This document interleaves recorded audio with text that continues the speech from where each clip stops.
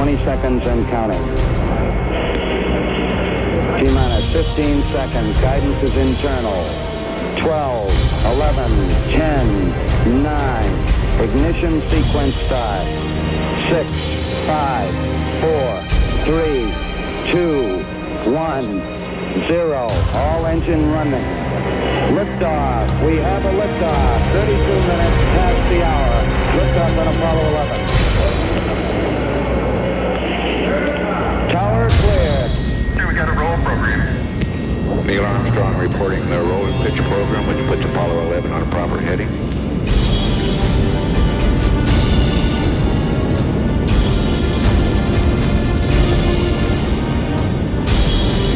Plus 30 seconds.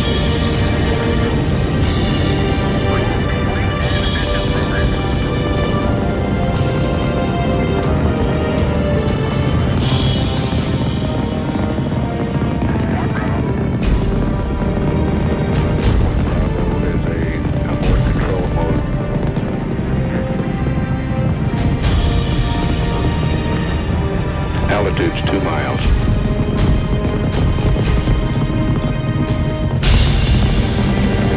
Oh, well, the Houston are good at 1 minute. Downrange 1 mile. Altitude 4 miles now. The moon hoaxers are often associated with flat earthers, that is, retarded, uneducated, scientific people. The media describe them as people who don't have education enough to comprehend the moon missions, who contest them with simplistic, easily debunkable arguments. This may be true for the flat earthers, who often do not have good arguments for the moon hoax, which ones effectively are easily debunked by the Apollo believers. But the serious moon hoaxers are completely different, and don't match with this description. The serious moon hoaxers find the idea of a flat earth completely ridiculous, and wonder why this idea, which has already been debunked for centuries, is popping up again. If the flat earthers turn around Antarctica, they will see that its perimeter is much shorter than the so-called ice wall which borders the flat earth. And, in the model of the flat earth, the sun could be seen from any point of the earth at any moment. In the model of the flat earth, if someone was going from the centre of the earth to its edge, it would progressively become more and more bent because of gravity. You know, flat earthers, gravity, this property which makes that when you drop an object, it falls down on the ground. And the phases of the moon and the shape of its crescent can only be explained by a spherical moon orbiting the earth. The flat earth model does not explain either the lunar eclipses. If the flat earthers don't understand why, if the earth is spinning at a surface at a speed which is more than supersonic, we don't feel it. It is because they don't understand the difference between tangential speed and angular speed. They don't understand the notion of relative speed, and they also don't understand that a constant speed does not produce a force, while an acceleration and a deceleration do produce one. Of course, the serious moon hoaxers understand all these physical principles. And the seasons can only be explained by a tilted Earth orbiting the Sun. And of course, the serious moon hoaxers don't deny the satellites either. How would GPS work without satellites? And a parabolic antennae only receives a signal when it is exactly orientated towards the geostationary satellite. It could not work that way with relays on the ground. The serious moon hoaxers are also evolutionists and reject creationism. They know that the Earth is billions of years old and laugh at the idea of a 6,000 years old Earth. And they find the Creation Museum completely ridiculous and childish. They absolutely don't contest the accepted conception of the universe, that all the planets are spherical, or almost, including of course the Earth. Then why do they contest the moon landings if they accept the modern conceptions of science? Simply because these moon landings have absolutely nothing to do with the modern conception of science. Questioning these moon landings is simply wondering if, given the extraordinarily difficult situation of landing on the moon and surviving on it, and also surviving to radiations, the technology of the 60s was ripe enough in the 60s to allow these moon landings to succeed in less than a decade, at the first time and repetitively. And the more you know the project, the more you start to have doubts. And having these doubts does not make you unscientific at all, especially since the more you have a high training in this domain, and the more you see problems which may not appear to people who do not have this training. People often have absolutely no idea of the difficulty of landing on the moon in a void environment. They view it a little like a helicopter landing on Earth, while it has absolutely nothing to do with it. And they do not either have a good idea of the difficulty of surviving in an environment as difficult as the one of the moon, and they tend a little to see it as some sort of holiday camp. They are not at all surprised that the astronauts behave in a foolish way, despite the dangerous environment in which they are. This film is going to show that things are not as simple as some think, and that there really is good reasons to doubt the moon landings, even if you have a completely scientific attitude which has nothing to do with the belief in something as stupid as the flat Earth. Around the Earth there are radiation belts which have been named by the scientist who discovered them, Van Allen. These belts contain radiation which are dangerous for man, especially in the heart of these rings. Some think that once these belts have been passed there is no more danger, but it is completely wrong, for these are not these belts which create radiations. The radiations in fact come from solar eruptions, and these belts stop them and protect us from them. After these belts have been passed, there is no more protection against these radiations, so the danger persists. It depends of course on the current level of the solar eruptions. This is the table of the occurrences of the solar eruptions for the various Apollo missions. Robert Bray-Unick has imagined a trajectory that the command module would have taken, and which would have allowed it to avoid the dangerous part of the Van belts and would have spared its radiations to the astronauts. This trajectory had been shown by many Apollo believers like it was gospel, and nobody doubts that the command module really took this trajectory. The problem is that there is not the least document of the time of Apollo which confirms this trajectory, and, still worse, there is even a document which outright contradicts it. This document, which contradicts the trajectory of Robert Bray-Unick, is entitled Apollo Launch Windows. This document shows the trajectories which would have been taken by the Saturn rocket. But what really interests us is the trajectory the command module would have been put on. The document clearly states that this trajectory depends on the position of the moon on its orbit. This position is not constant, and while the command module travels, the moon travels on its orbit. So in order to optimize the trajectory and make the minimal maneuvers, the goal is to direct the command module not towards the current position of the moon, but towards the position it will have when the command module has reached it.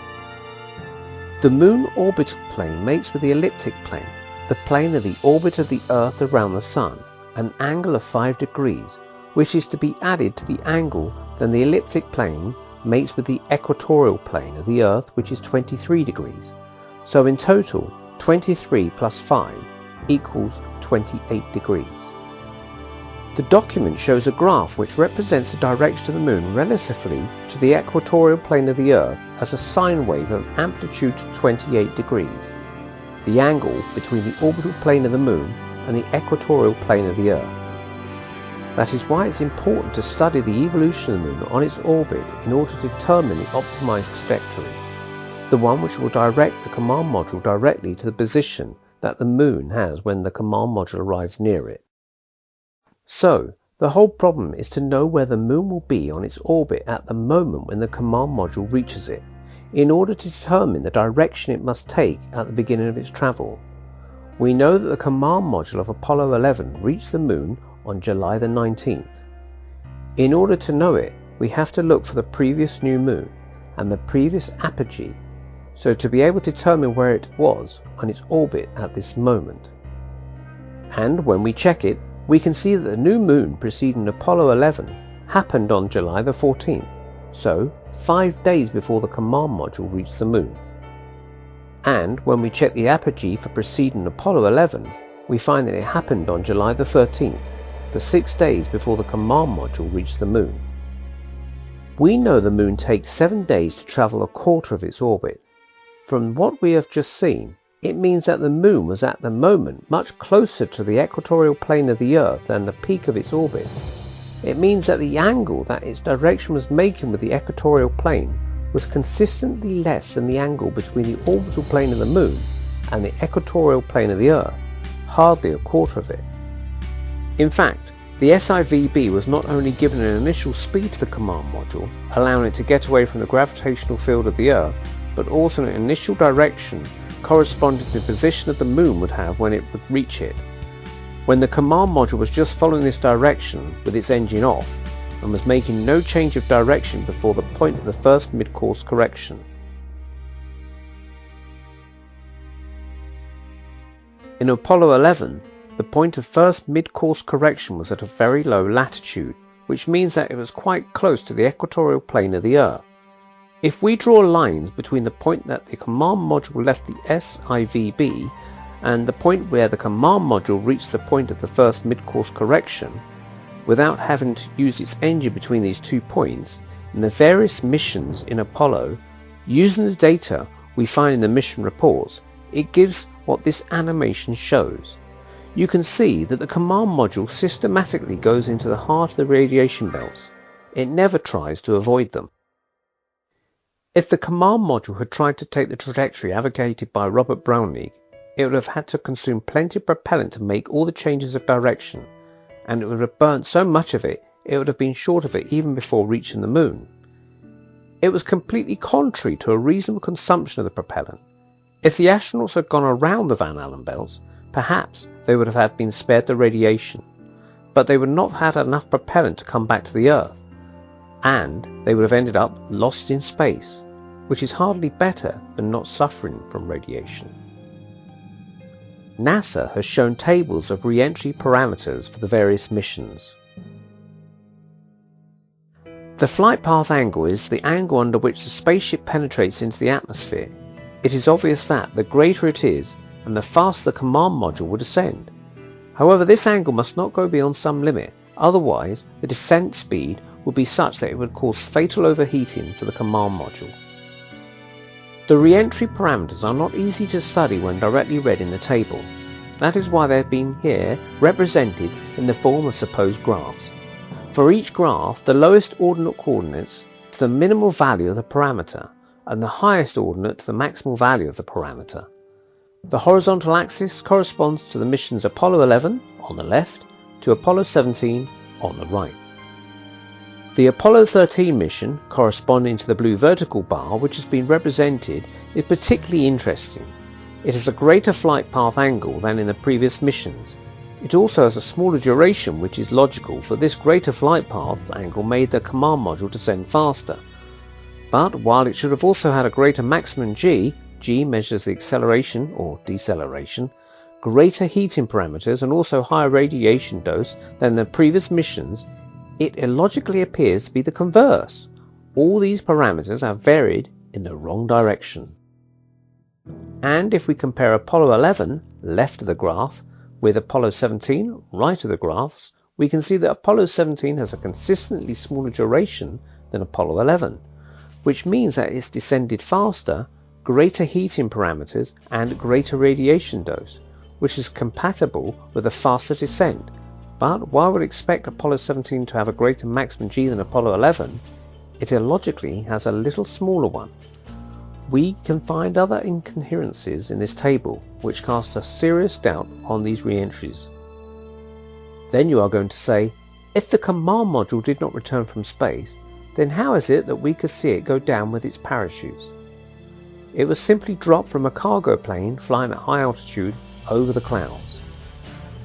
It was dropped like in this test. You can notice that in this test the parachutes are dropped in the same time as the command module. They don't deploy from the module. If the parachutes could deploy from the module, then why didn't they show it in this test? and we can wonder how so big parachutes could hold in so small compartments. In the videos of Apollo, the spaceships behave in a completely abnormal way. For instance, in this sequence of Apollo 15 filmed from the lunar module, we see the lunar ground which shifts completely fast and slow, which suggests that the orbital speed of the command module and the lunar module would change in a completely impossible way.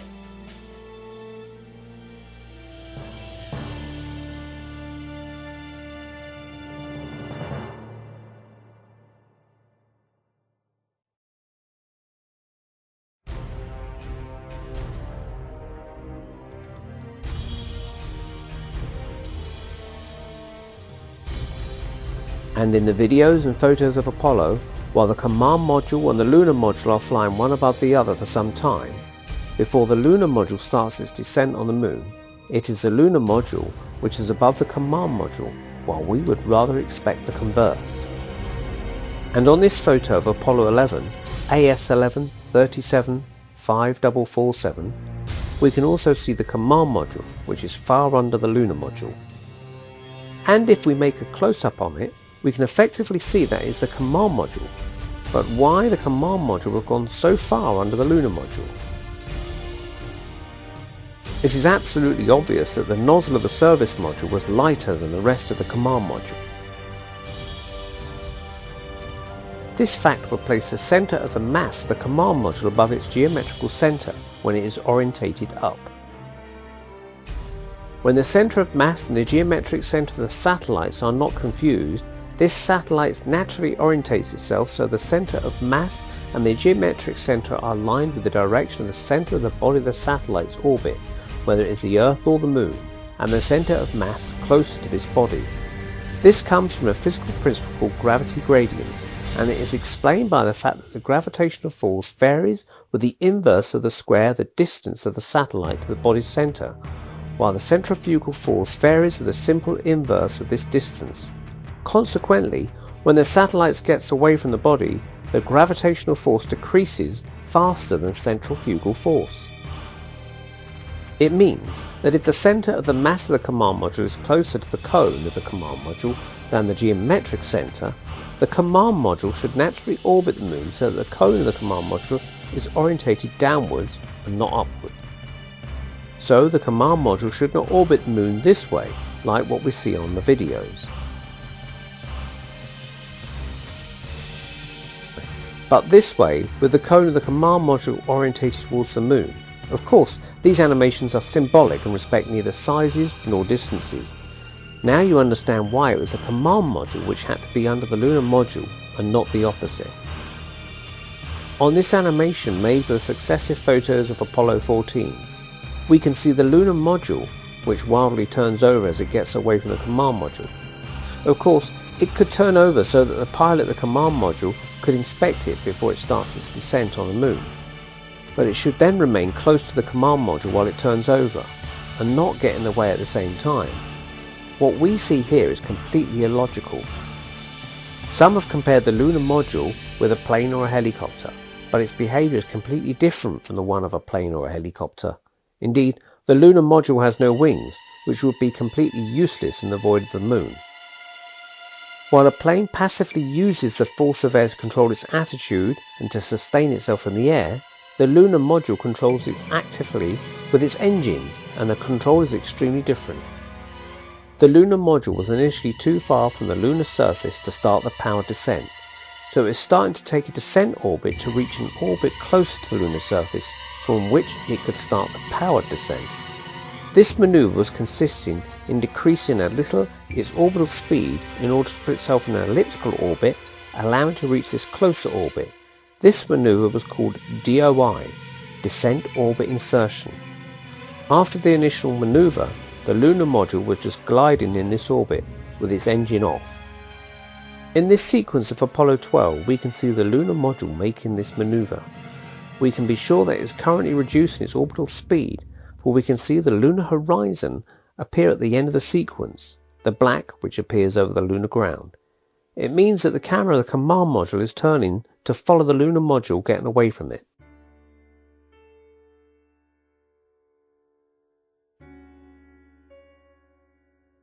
So, if the camera of the command module turns to follow the lunar module, it means that it should see it under a different angle.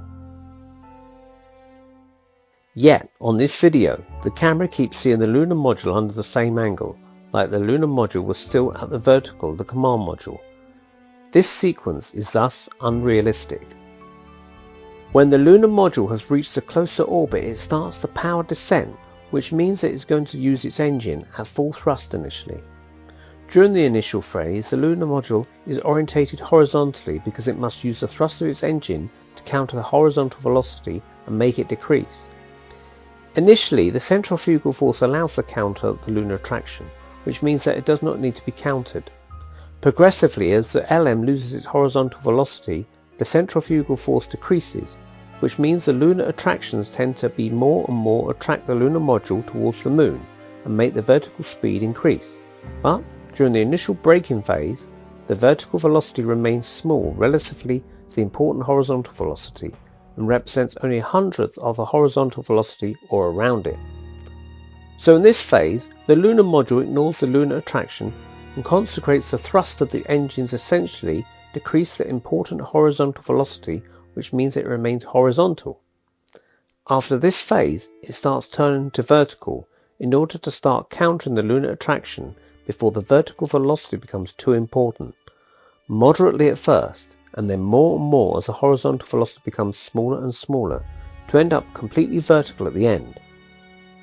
This change of attitude must be very progressive and can in no way be brutal. When the lunar module is close to the lunar surface, its horizontal speed is very moderate. If it was not, there is no way the landings could have succeeded, and the lunar module could not benefit any more than centrifugal force, and it must counter the lunar attraction with its main engine. If it was turning horizontal at that moment, it would be attracted by the moon and crash on it. The physics of the ascent is exactly the same as the lunar module, but inverted. It has to turn slowly and regularly from a vertical altitude to a horizontal one, to leave the time and centrifugal force to grow enough to be able to sustain the lunar module in space. This sequence, in which we see the lunar module suddenly turn from a horizontal attitude to a vertical one just before landing on the moon, makes absolutely no sense, for when the lunar module is close to the lunar surface, it has a low horizontal speed and has lost a centrifugal force which was allowing it to counter the lunar attraction, and it does not benefit of air force to sustain it, like for a plane or a helicopter on Earth, which means it can only counter it with its main engine, and it must absolutely have a vertical attitude for its main engine to counter this attraction. Its lateral engines allow it to make for maneuvers of rotation and translation, but they are not powerful enough to counter the lunar attraction, and moreover their thrust cannot be adjusted. If the lunar module was flying with a horizontal attitude, it would not be able to counter the lunar attraction, and it would be attracted by the moon and would crash on it. And even if the lateral engines had been powerful enough to counter the lunar attraction, and their thrust could have been adjusted to exactly counter the lunar attraction, the lunar module would not have been able to remain perfectly stable like what we see on the video, when it is turned from a horizontal attitude to a vertical one. So, this video does not make the least sense. It is physically impossible. In the liftoff of the lunar module from the moon hoaxers have criticised the fact that we cannot see the plume of the ascent engine. The Apollo believers think to have found an explanation for it by saying that the composition of the propellant is such that this plume is invisible. In this case, the Apollo believers would have to explain why this plume can be seen on the lateral thrusters in another sequence of the film, while these thrusters use the same propellant as the ascent engine. When the lunar module reaches the top of the image, we can see that it makes a sudden pitch over, that it is passing from a vertical attitude to a horizontal one. This is outright impossible. The lunar module cannot pitch excessively that way. It has still not reached the necessary horizontal speed which will allow to counter the lunar attraction, and therefore it cannot currently take a horizontal attitude. When the Saturn rocket is raising in the air, we never see it pitch that way. It pitches very slowly, progressively. If it had pitched like the way we see the lunar module do on the video of its ascent, it would have fallen back on Earth and crashed on it. This simplified schematic illustrates what happens when a rocket is launched. The rocket thrust has been represented with the yellow arrow, the gravity with the red arrow, and the gradually appearing centrifugal force with a green arrow. When a rocket is launched to be put into orbit, it first ascends vertically to extract itself from Earth's gravity and gain vertical speed. Then it starts turning to a more horizontal attitude to start gaining horizontal speed, but not brutally, but very gradually instead. It first takes a moderate horizontal attitude which allows it to gain horizontal speed. As it is gaining horizontal speed, a centrifugal force starts to appear, and this centrifugal force helps the rocket to counter Earth's gravity. So the rocket turns a little more horizontal, which allows it to gain still more horizontal speed. As the horizontal speed increases, so does the centrifugal force, which helps the more the rocket to counter Earth's attraction, which allows the rocket to turn more horizontal to gain still more horizontal speed, and so on. At the end of the process, the rocket ends in a completely horizontal attitude. Its horizontal speed is now the orbital speed, which allows to create a centrifugal force which is exactly equal to Earth's attraction, which means that the rocket has no more to give a vertical force to counter the Earth's attraction. The rocket can keep its orbital speed without having to produce a horizontal force, for in the void there's no resistance force to slow down the rocket. The rocket can naturally follow its orbit without having to use its engine. The change of attitude of the rocket from vertical to horizontal is very slow, progressive and regular. It can in no way be brutal. If the rocket, after its initial vertical ascent, was brutally turning a horizontal attitude, as it has not gained the horizontal speed allowing to produce a centrifugal force which counters Earth's attraction, it would start to fall back to Earth. As it is falling down, it would gain horizontal speed, but not fast enough to have reached the necessary centrifugal force allowing to counter Earth's attraction before it hits the ground. The crash is inevitable. After the pitch over, we can see the lunar module descend. It does not come from a move of the camera, but simply from the fact that the lunar module no more counters the lunar attraction, as it currently has a horizontal attitude, which means that its engine no more produces a force directed towards the moon. Its fall suddenly stops, which could only be explained that it has taken again a vertical attitude. Then we can see it makes a strange sinusoidal move with a grown amplitude.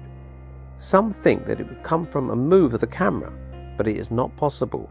From the move the camera was pre-programmed, and if the operator had tried to follow the lunar module, we would not have seen a continuous move like what we see, but a discontinuous one instead, because of the command delay, and moreover, the operator would have tried to move the lunar module near the middle of the image and would not have kept it near its bottom. In fact, this sinusoidal move has an explanation.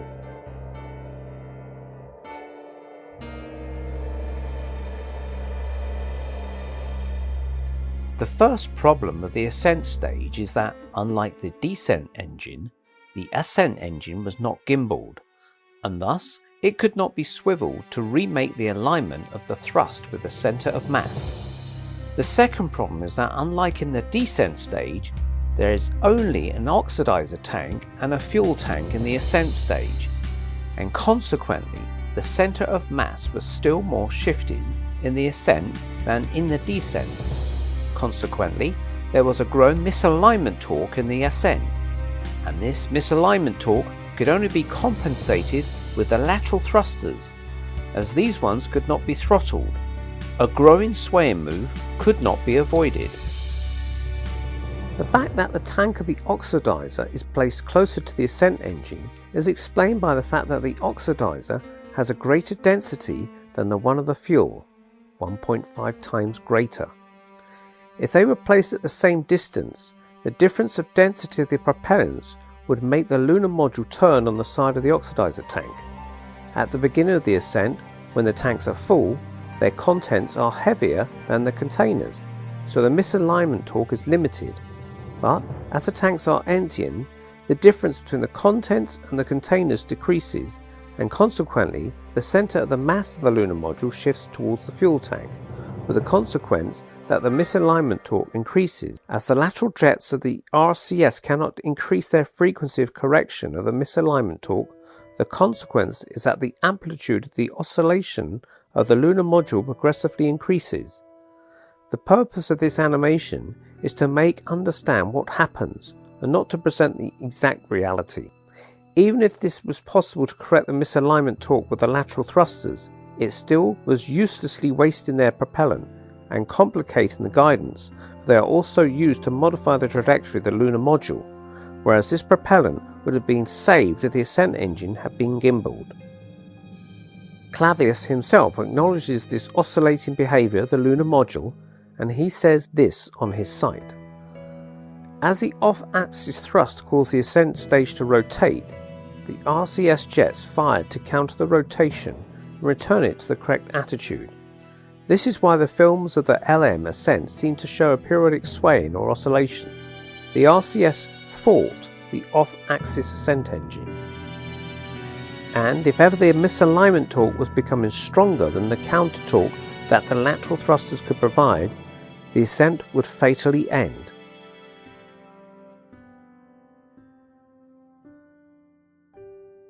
This is the logical command interface of the lateral thrusters, RCS, which can be found in the handbook of the lunar module. What we see about the vertical thrusters is really surprising.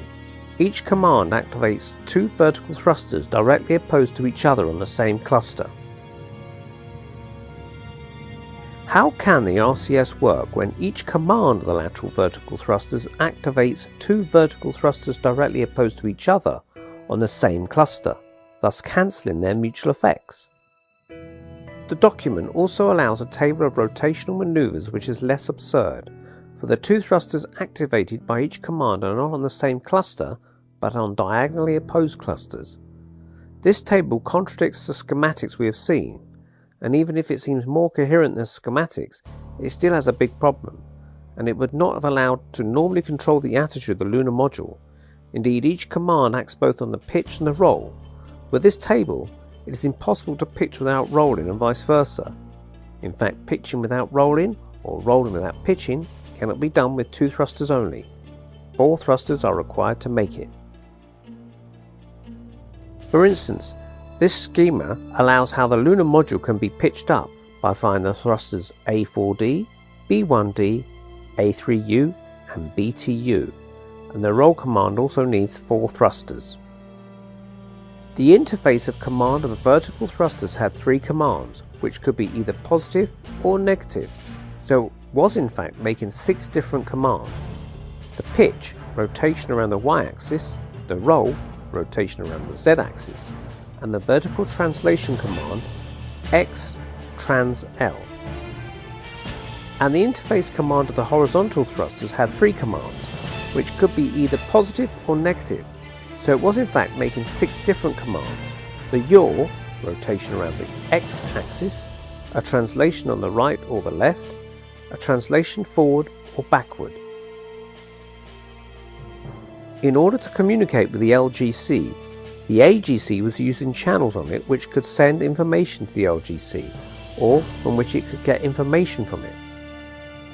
In order to write into a channel, the AGC had a write instruction. Normally there should have existed a channel with 12 bits to send the commands for controlling the RCS to the LGC. A bit to send a pitch command, a bit to send the sign of the pitch command, a bit to send a roll command, a bit to send the sign of the roll command, a bit to send a command of vertical translation, and a bit to send the sign of this vertical translation, a bit to send a yaw command, a bit to send the sign of this yaw command, a bit to send a translation along the y-axis, and a bit to send the sign of this command, a bit to send a translation along the z-axis, and a bit to send the sign of this command. But in fact, instead of that, there are 2 channels for controlling the RCS, with 8 bits on each of these channels, which means there are 16 commands sent to the LGC for controlling the RCS instead of 12. Instead of sending the normal commands of rotation and translation, 3 commands of rotation, either positive or negative, and 3 commands of translation, either positive or negative, These channels would allow the control of 16 thrusters of the RCS, and what the LGC does not allow. It would make no sense that the AGC would independently control the 16 thrusters of the RCS, for nothing would prevent it from activating thrusters which are incompatible. For instance, by setting the 8 bits of the two channels 5 and 6 to all ones, it would activate all the 16 thrusters of the RCS, which would mutually cancel their effects. If they all have the same thrust, the result is that the lunar module would not react to these thrusters, while it would uselessly waste the propellant of the RCS. That shows how absurd it would be that the AGC could individually command the thrusters of the RCS without control from the LGC. Moreover, the routine which controls the attitude of the lunar module does not even write into these channels, which means that it does not try to control the lateral thrusters, and these channels could not even be used by the LGC. It simply means that the AGC has no control of the RCS. The LGC could automatically set the engine on or off, what the astronauts could do also manually with the engine start-stop button, the engine on and engine off commands.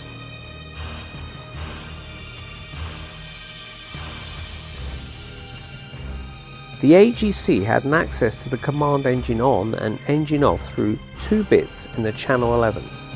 Writing a 1 in the bit 13 of this channel was allowed to send an engine on command, that is to set the engine on, and writing a 1 in the bit 14 of this channel was allowed to send an engine off command, that is to set the engine off. Now, how was the thrust adjusted? The way that it was adjusted is described in the technical manual under the lunar module. The increased throttle and decreased throttle commands were inputs to a counter. The increased throttle command was allowed to increment the counter, and the decreased throttle command was allowed to decrement the counter. The output of the counter was allowed to control the thrust of the engine when it was the LGC which had the control of the thrust, that is, when the engine control mode was in auto. Sending a pulse on the increased throttle command was allowing to increment the counter, and thus to increase the thrust of the engine. The documentation says that the pulse on increased throttle was increasing the thrust by 2.7 pounds. Sending a pulse on the increased throttle command was allowing to increment the counter, and thus to increase the thrust of the engine. The documentation says that the pulse on increased throttle was increasing the thrust by 2.7 pounds. So increasing the thrust was done by sending trains of pulses on the increased throttle command, while decreasing the thrust was done by sending trains of pulses on the decreased throttle command. The maximum thrust of the main descent engine was 9,900 pounds, and the minimum thrust was 1,280 pounds. So, if each pulse on the increased throttle and the decreased throttle commands was making a variation of 2.7 pounds of the thrust, it means that the thrust could be adjusted by 9,900 minus 1,280 divided by 2.7 equaling 3,192 steps. This could be made with the command of 12 bits. 12 bits represents a value of 4,096. It means there should be an output channel of the AGC on which 12 bits are reserved for the control of the thrust. It would then work this way. When the AGC wants to set a desired level for the thrust, it would write the corresponding level on 12 consecutive bits of a dedicated channel. The LGC would then use this desired thrust to compare it with the current thrust. If the desired thrust is greater than the current thrust, the LGC would send desired thrust minus current thrust pulses on the command increase throttle to increase the counter controlling the thrust by this value. If the desired thrust is smaller than the current thrust, the LGC would send current thrust minus desired thrust pulses on the command decrease throttle to decrease the counter controlling the thrust by this value. This way, the current thrust would be maintained equal to the desired thrust of the AGC. But there was no channel which was allowing the AGC to control the thrust of the main engine. Yet the 12 bits preceding the bits of the engine on, bit 13, and the engine off, bit 14, could perfectly have been used by the AGC to specify the desired level of thrust. Instead of that, these bits are only used for light indicators. The power descent could perfectly be done without these light indicators, but it could not be done if the AGC could not control the thrust of the main engine. The thrust is set at a maximum at the beginning of the powered descent and decreased after the braking phase, and when the lunar module is moving over the lunar surface in order to find a spot to land on, the thrust is continually adjusted to compensate the lunar attraction as the weight of the lunar module decreases. Moreover, there are plenty of spare bits on other channels which could have been used for these light indicators. The program Burn Baby Burn, which is called the start of the power descent, should put the engine at full thrust, but if it effectively sets the engine on by setting the bit 13 of channel 11, it does nothing to change its thrust, which is not surprising since it has no command to do it. So, the AGC has no way to control the thrust of the main engine. There was no way with the control of either the RCS or the thrust of the main engine that was making the power descent completely impossible. And that was also making the power descent impossible for the same reason, and the power descent was still more needed in the RCS than the power descent, for it has to compensate the misalignment torque, what the power descent did not need to do, for unlike the ascent engine, the descent engine was gimbaled and could thus be swiveled to remake the alignment of the line of the thrust with the centre of mass. In fact, the engineers have given many hints that the missions were fake. All the anomaly reports of the missions are nothing but jokes, but the more tasty jokes are what happened in the descent of Apollo 11 and Apollo 14, with the problem of the 1202 alarm for Apollo 11 and the problem of the abort button on Apollo 14, that people consider simple incidents which could be solved, which are in fact hilarious jokes, as you are going to see. Initially, the radar switch was on the on LGC position, and in this position everything was okay. The AGC was receiving normal radar pulses. But Buzz Aldrin would have put this radar switch on the slew position. The dialogue says that this was because of the erroneous indication of the checklist, but he would have given another explanation, suggesting it would have been on his own initiative. In this position, the mission report says that two dephased signals of high frequency would have created artificial fast pulses which had nothing to do with the real radar input, as the creation of these fast radar pulses was internal and not external. It could have been tested on Earth, and so the engineers could not have ignored it. It could only be intentional. The problem is that unlike all the other computers, the processor of the AGC was counting these pulses with what they call hidden instructions. That is, instructions which run independently of the current program, but which prevent a hidden instruction in the current program from being executed each time that a hidden instruction is executed. Normally, all the other systems, including the one of the Saturn rocket, count hardware pulses with an electronic counter. No other processor has hidden instructions to count hardware pulses. This is pure heresy, for a processor only makes intelligent work, and not work which can easily be made by other specialized devices. And the count of pulses of the electronic counter can be read by the processor with an I/O read operation. And the AGC had an instruction to read from a channel, which means that it could perfectly have read the count of pulses provided by an electronic counter from a channel. If the AGC had worked that way, it would not have been overloaded when the fast radar pulses occurred. It would have just seen that it was reading a too high count of pulses from the channel, and would have issued a comprehensive alarm clearly indicating the problem, instead of an alarm which was not at all informative of the source of the problem, and would not have had to be restarted. Instead of that, because of the fast radar pulses it had to count with hidden instructions, the AGC was taking more time to count these pulses than to do its normal guidance work. Supposing it would have been able to do it, it could have not finished the guidance routine in time, that is, before the next guidance routine was started. The consequence is that there was an accumulation of delayed guidance routines, for a new guidance routine was started each 2 seconds. So there was a moment that the delayed routines had exhausted all the available memory resources, as a guidance routine was allocating memory resources each time it was started, even if it could not immediately run, and when this was happening, the interrupt routine could not find the memory resources it was needing to run, which was generating the 1202 alarm.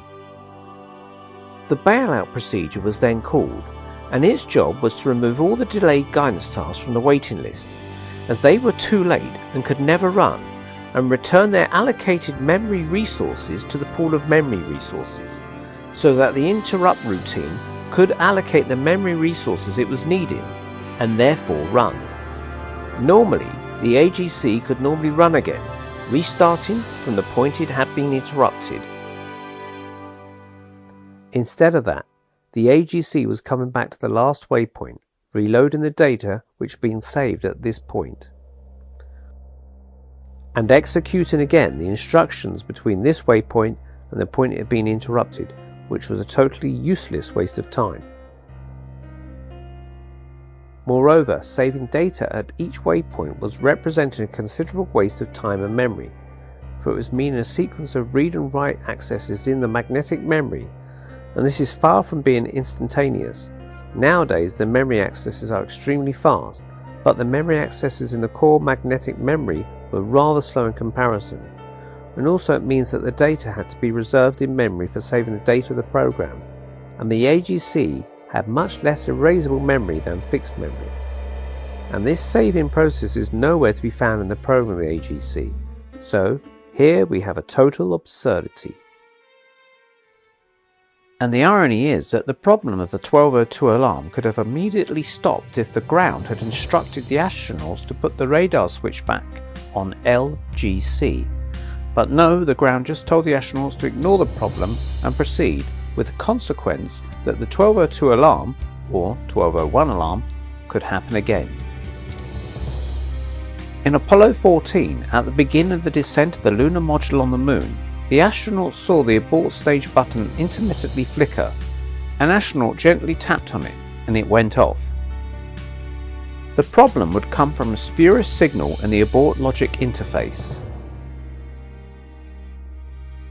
The abort stage button is the abort button which allows to drop the descent stage before returning to the command module, while the abort button simply aborts the mission and allows to return to the command module with the descent stage still attached. The abort stage button is ignored before the powered descent, for it is still time to come back to the command module with the descent stage attached. But in the powered descent, the spurious abort signal might command the separation of the two stages of the lunar module without the astronauts having asked for it by pressing the abort stage button. It means that, if no solution is found for this problem, the mission cannot be carried on and has to be immediately aborted. So the ground called the engineers at the MIT and asked them to find a solution for this problem.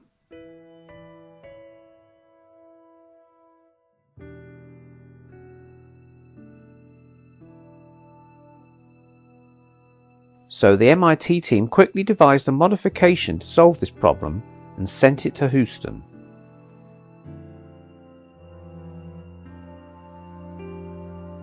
As the astronauts had to change the program, otherwise the spurious signal could cause the abort before the procedure was made, the astronauts had to manually set the throttle command to maximum in order to do what the ignition routine would have normally done if the current program had not been changed. And at the end of the maneuver, the astronauts were instructed to put back the hand control of the thrust control back to minimum, in order to let the guidance take control of the thrust again. But it is completely absurd. This is not what they must do, for the manual control of the thrust and the automatic control by the LGC are not cumulative, but exclusive. It is not one and the other, but one or the other. The thrust is controlled by either the hand controller or the LGC, but not both in the same time. When the hand controller has the control of the thrust, the LGC does not have the control on it at all. Thrust controls switch on manual position. And when the LGC has the control of the thrust, the hand controller has no action whatsoever on it. Thrust control switch on the auto position. So, the astronauts should not set the manual control of the thrust to minimum, but simply change the thrust control switch from manual to auto, in order to give back the control of the thrust to the LGC, in which case the hand controller is not taken into account. But the problem is that the abort stage button will not work in the descent, which means that if it is not possible to land on the moon, with craters everywhere, the lunar module will crash on the moon when the fuel is exhausted, as the return to the command module is impossible. Some think that since it was not possible to make the abort with the AGC, the AGS, the abort guidance system, the secondary computer, simpler than the AGC, could be used for that purpose. But the AGS was only intended to be used in the ascent, not the descent, and the AGS also uses abort stage button for the separation of stages, so it has the same problem with the spurious signal in the abort interface. And also the AGS is not immediately ready for use after the control has been given to it. It needs preparation. Its documentation says that it needs at least 30 minutes of preparation prior to liftoff, which excludes using it for the abort when flying over the lunar surface to find a safe spot to land on. But the best is that the abort stage button was directly an input of the LGC. And the abort stage button was directly triggering the explosive system. The AGC could not prevent it from doing it. In the channels which were allowing the AGC to communicate with the LGC, there was no bit which was allowing the AGC to allow or inhibit the separation of stages. In fact, all the letterboard bit was doing was to allow the descent program to be replaced with the ascent program.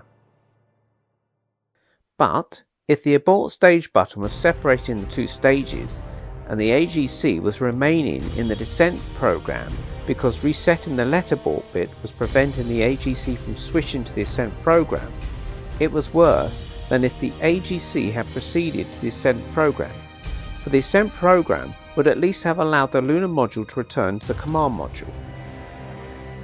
While if the AGC goes on controlling the descent engine, while in fact this one has separated from the lunar module, sure, the lunar module will make the descent on the moon, but the landing will be a little brutal. And in the schema of the separation of stages which is shown in the technical documentation of the lunar module, we find monostables. They have been coloured pink in this schema. A monostable is a circuit which allows to delay a signal. It means that the explosive bolts and cable shearers are not all triggered at the same time.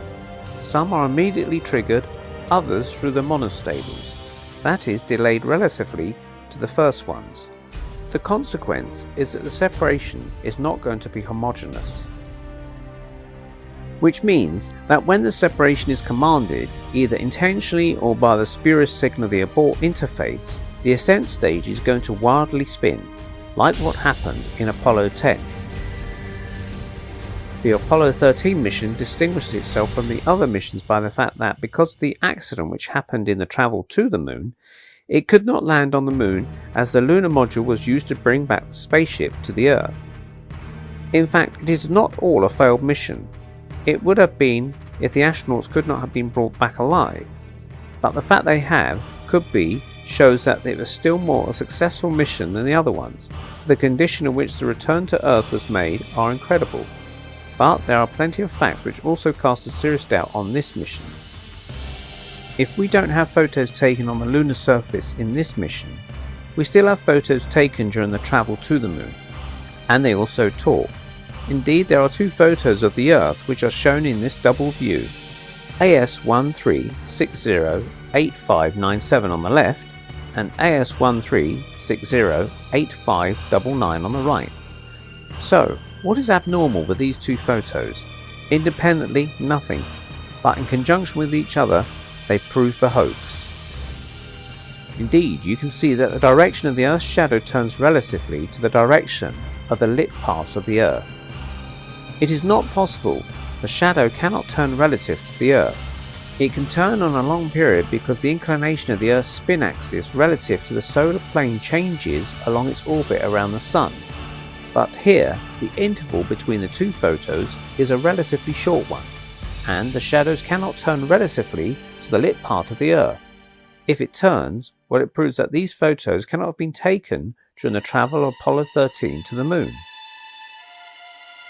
In order to show the problem, the Earth's two photos have been superimposed on this animation, adjusting them in size and orientation.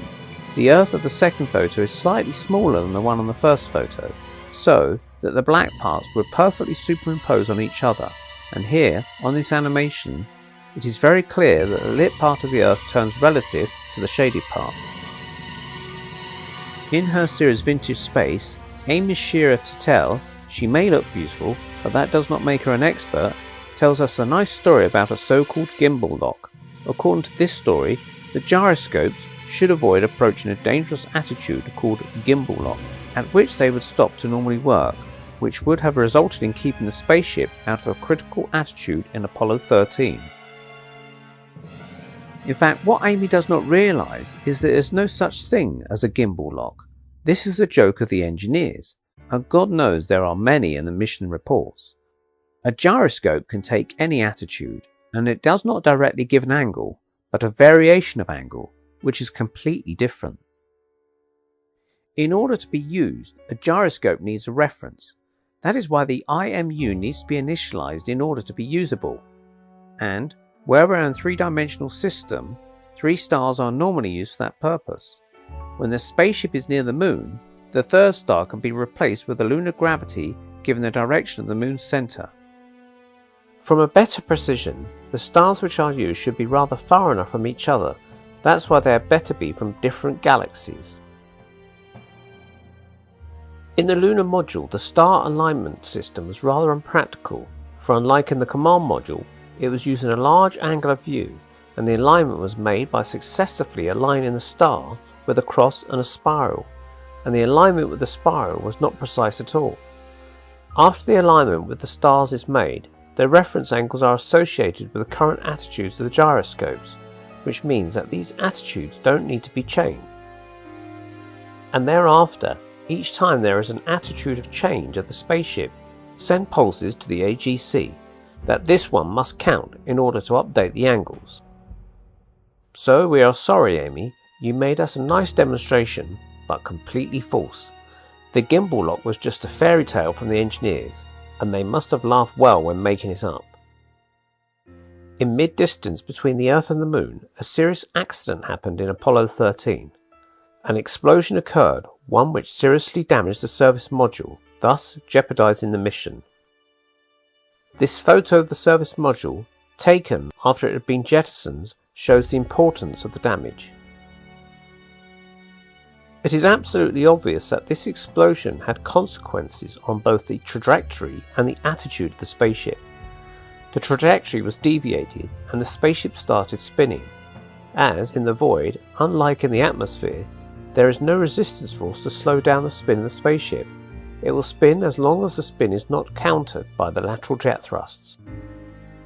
So, logically, the normal trajectory of the spaceship was modified in an unknown way by this explosion, which means there should have been a correction to put the spaceship on the normal trajectory again, and also to stop the spin of the spaceship.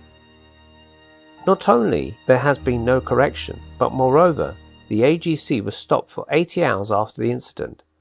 The heaters of the IMU were also stopped, and the story says that the engineers would have been worried that the fact that the gyroscopes were no more heated would make them lose 1/100th of a degree in precision. But, as already said, the IMU does not directly give angles and speeds to the AGC, but pulses which must be counted to update the angles and speeds. The fact that the AGC stopped means that it was not updating the angles and speeds. Meanwhile, it was losing the variations of angles and speeds while it was stopped. Yet, as the spin had not been countered, the angles were constantly changing while the AGC was stopped. It means that when the AGC was powered on again, it had no idea where it was, and neither was it knowing the current attitudes of the spaceship. That means that it was not just 1/100th of a degree in angle precision that the AGC was losing, but several degrees. Despite that, we must believe that the spaceship of Apollo 13 perfectly kept its trajectory after the incident, and the AGC was able to normally resume its guidance after it was powered on again. And there is also a problem about the way that the spaceship behaves as it is flying over the lunar surface. Instead of flying in a regular way, we see it making a swaying move. Normally, it should not sway, for the engine is gimbaled precisely to avoid the swaying move. But it is not exactly a swaying move, it is still more strange. The spaceship alternates sequences in which it moves straight with sequences in which it stops and turns both ways.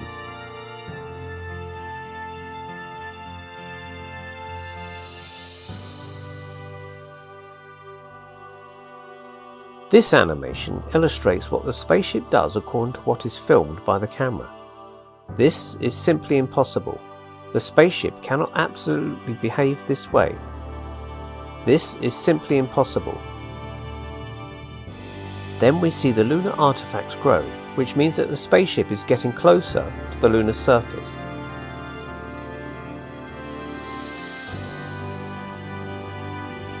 Then we see the lunar artifacts shrink instead, which means that the spaceship is getting away from the lunar surface. Then we see the lunar artifacts grow, which means that the spaceship is getting closer to the lunar surface again.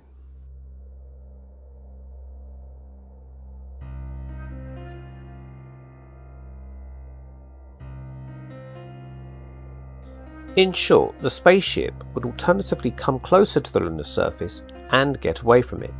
But why would the spaceship do this absurd maneuver? The spaceship is damaged and in a precarious state. The only concern of the astronauts and the ground is to take back the astronauts to the Earth in as safe way as possible, and it excludes making any unnecessary complicated maneuvers. It is absolutely obvious that the only reasonable maneuver was to make the spaceship follow a normal regular orbit around the Moon in order to catch the return trajectory to the Earth. The Apollo believers think they have found the ultimate parade against the Moon hoax, which is what they call the third-party evidence. But this third-party evidence is not as good as they think and can easily be destroyed. One strong piece of evidence is that the Apollo believers think they have is that the astronauts have brought back rocks from the Moon, and these rocks have peculiarities which cannot be found in the rocks on Earth. 2 years before the first Moon mission, von Braun made a trip to Antarctica, so to collect lunar meteorites that could pass for lunar rocks. Indeed, meteorites fallen into Antarctica and found in the 80s show the same composition as the lunar rocks that would have been brought back by the astronauts. These meteorites could then be split into a certain number of lunar rocks that could be claimed to have been picked up on the Moon by the astronauts. The Apollo believers, aware of this argument, replied that the lunar rocks show little holes called zap pits, and which would have been made by colliding micrometeorites, which would not be the case with rocks produced by the previously described method. In fact, it is NASA itself which answered this argument by showing a rock. It claims to be Martian, on which Curiosity's lasers would have pierced small holes. This double view shows the rocks before the holes are pierced and the rock after. So the answer to the presence of the zap pits is the laser which is able to produce them. The Apollo believers still try a trick by saying that Curiosity's lasers is a modern laser, and that nothing proves that the lasers were able to produce such a feat in Apollo's time. But the lasers of the 60s were able to do it.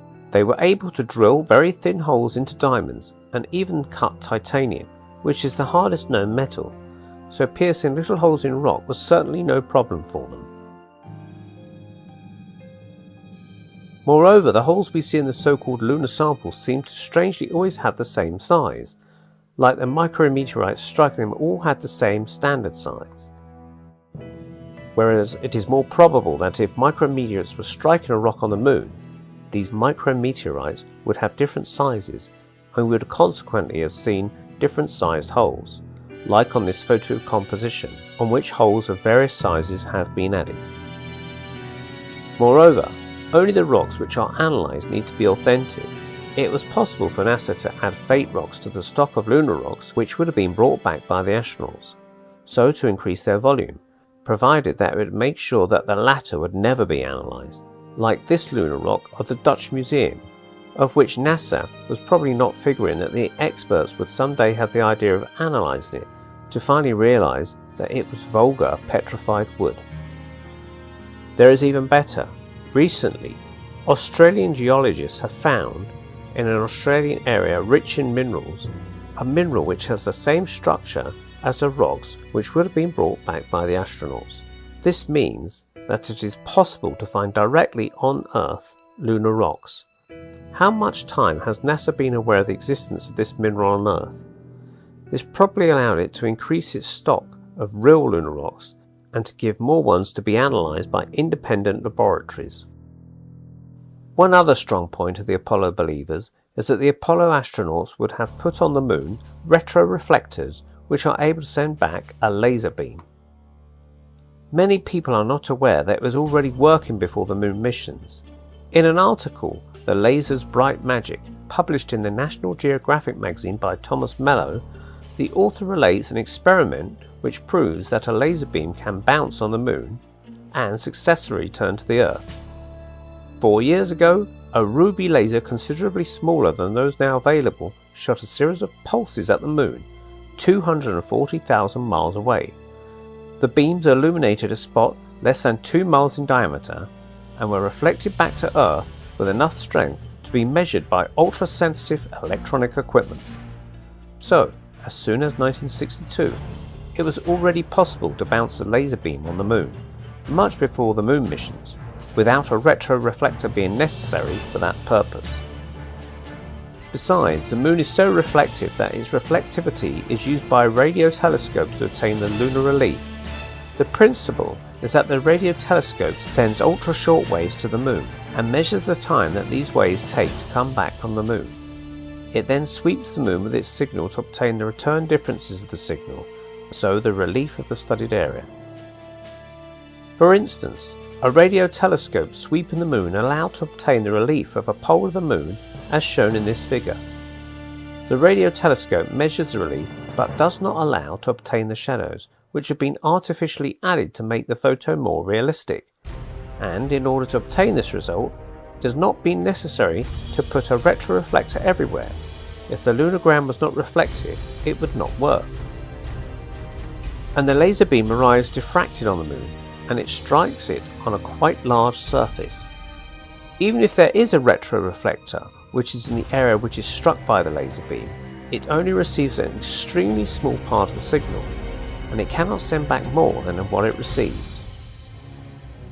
On the graph of the received photons, the concentrated bar represents a variation of distance of 45 centimeters.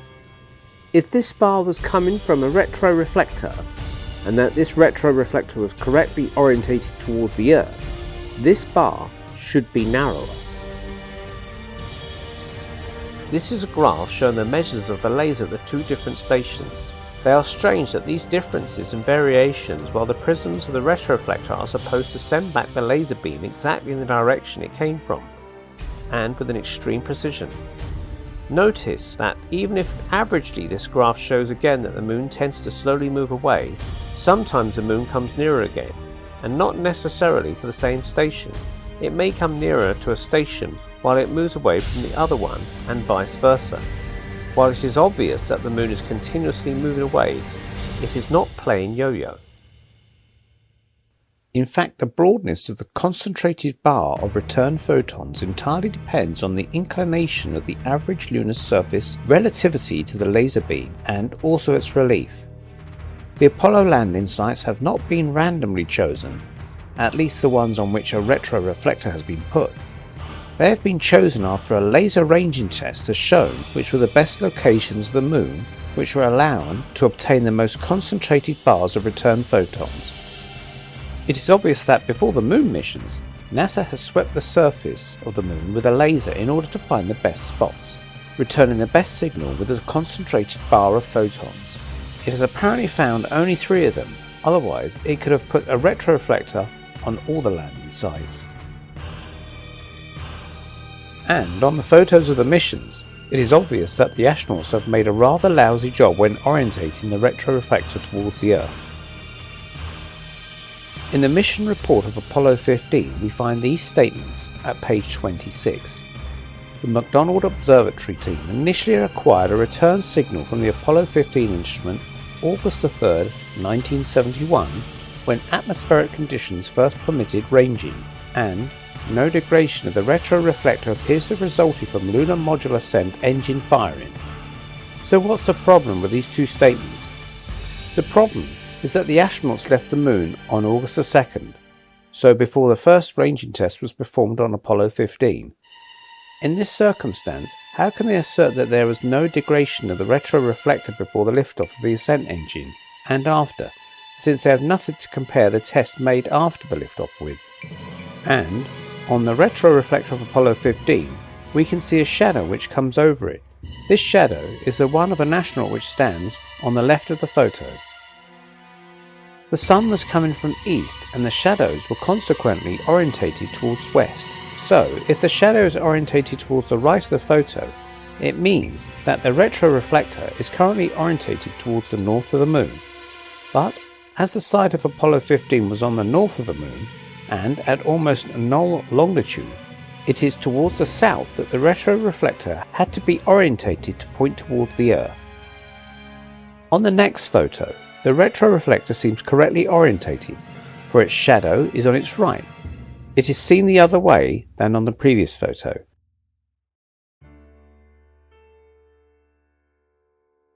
However, when we look closer, we can see that the solar compass is not correctly adjusted.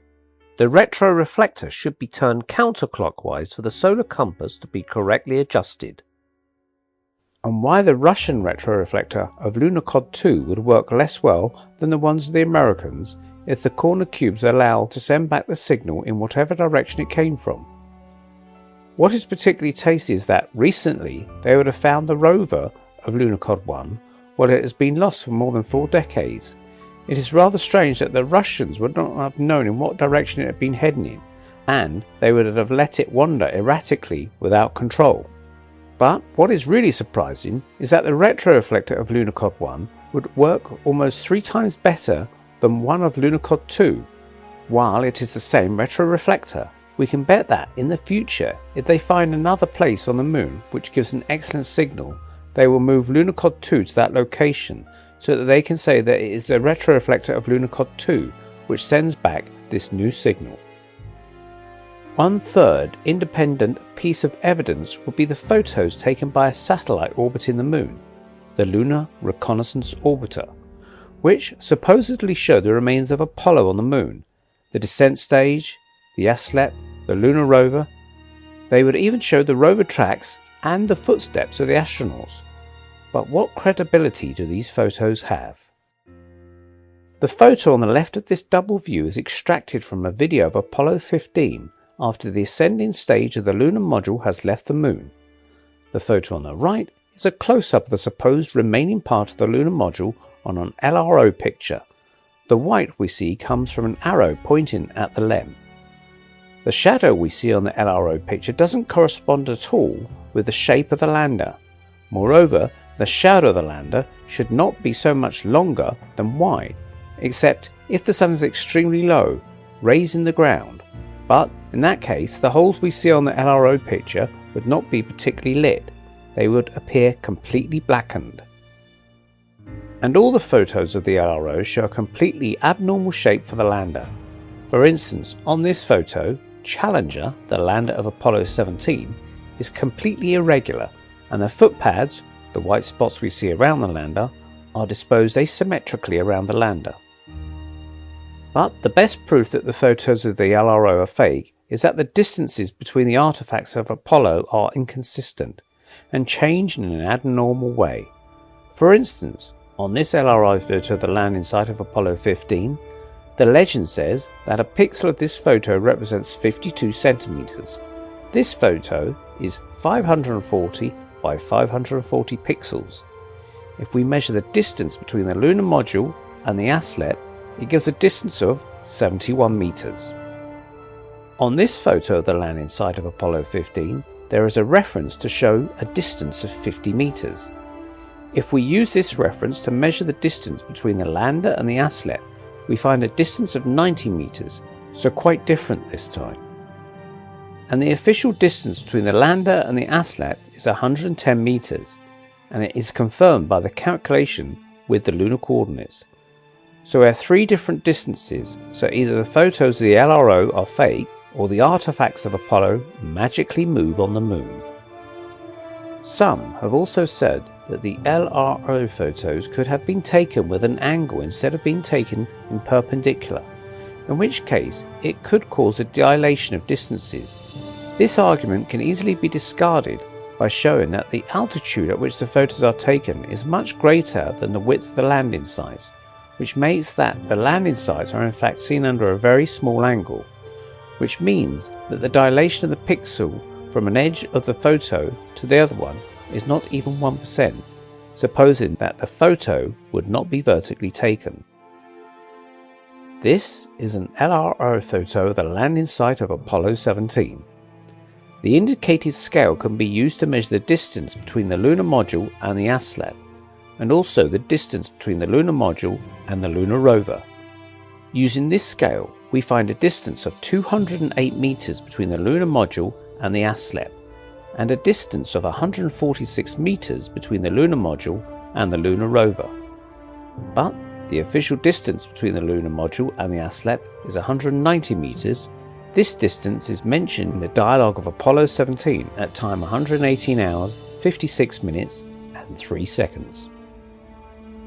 The lunar coordinates of the lunar module and the aslet are indicated in the official table of lunar coordinates of the Apollo missions. The lunar coordinates of the lunar module of Apollo 17 were latitude 20.18809 north and longitude of 30.77457 east, and the lunar coordinates of the aslet were latitude 20.18935 north and longitude 30.76796 east. If we input these coordinates into the lunar distance calculator, we find a distance of 197 meters between the lunar module and the aslet, according to these lunar coordinates. So we have three distances between the lunar module and the aslet: 190 meters for the official distance, 197 meters for the distance calculated from the lunar coordinates, and 208 meters for the distance measured on the LRO photo, and they are all different from each other. Still better, if we measure the distance between the lunar module and the lunar rover, still using the indicated scale, we find a distance of 146 meters, but the official distance between the lunar module and the lunar rover was 158 meters. And if we use the official distance between the lunar module and the lunar rover instead of the indicated scale as a reference, then we find a distance of 225 meters between the lunar module and the aslet, still more different from the official distance and the distance calculated from the lunar coordinates. NASA has produced a table of lunar coordinates of the items of Apollo in 1987. NASA has recently updated this table. If the coordinates of Apollo 17 are the same for the two tables, the coordinates of Apollo 15 are quite different, enough to obtain quite different distances between the lunar module and the aslet. Would the lander and the aslet of Apollo 15 have moved between these 2 days? And what is surprising is that all the photos of the LRO contain the signature of Adobe Photoshop in their header, not only those which bear indications, and NASA was not needing Photoshop to add these indications, it had its own tool to do it, but also those which bear no indications. But why would NASA need Photoshop to process the photos of the LRO? This photo has also been processed with Photoshop. It bears the signature of Photoshop. Yet, it could easily have been improved with Photoshop to remove these bars which come across the photo. So why use Photoshop on this photo if it is not to try and improve it? This is an LRO photo of the crash of the ascent stage of Apollo 12, which has been deorbited after its return to the command module in order to crash on the moon. And this crash, measured by the size monitor of the aslet, the ascent stage is practically out of propellant when it crashes on the moon, for its last reserve propellant has been used to make the deorbit maneuver. This crash looks the same as one of the SIVBs which have been sent to the moon to crash onto it. But if the SIVBs effectively strike the moon vertically, it is very different with the ascent stages deorbited to crash on the moon. The deorbit maneuver, which is made after the lunar module leaves the command module, consists of decreasing enough the orbital speed so that the corresponding trajectory will not avoid the lunar surface and will make the lunar module crash on it. The direction of the impact is mostly horizontal, for the remaining propellants only allow a limited decrease of speed. For the impact to be vertical, the speed of the lunar module would have had to be null, but the remaining propellants were not allowing it. And it is besides confirmed in the mission report of Apollo 12, which says the angle between the impact trajectory and the mean lunar surface was 3.7 degrees at the point of impact. 3.7 degrees is very close to horizontal. So seriously, if the lunar module had arrived almost horizontally on the moon, how could it have caused this type of crater, which can have only resulted from a vertical impact? It should have rather raked the surface of the moon and left a long trail instead. This is the graph of the crash of the ascent stage of Apollo 12, recorded by the seismometer of the assimilate. The two upper plots show the vibrations along the horizontal axis, while the bottom plot shows the vertical vibration of the crash. But how can the vertical plot have a greater amplitude than the ones of the horizontal plots when the ascent stage has arrived almost horizontally on the moon, with an angle of only 3.7 relatively to the mean lunar surface according to the mission report of Apollo 12? The vertical plot should have shown a much smaller amplitude and should rather have looked like this on the modified graph. Last piece of evidence.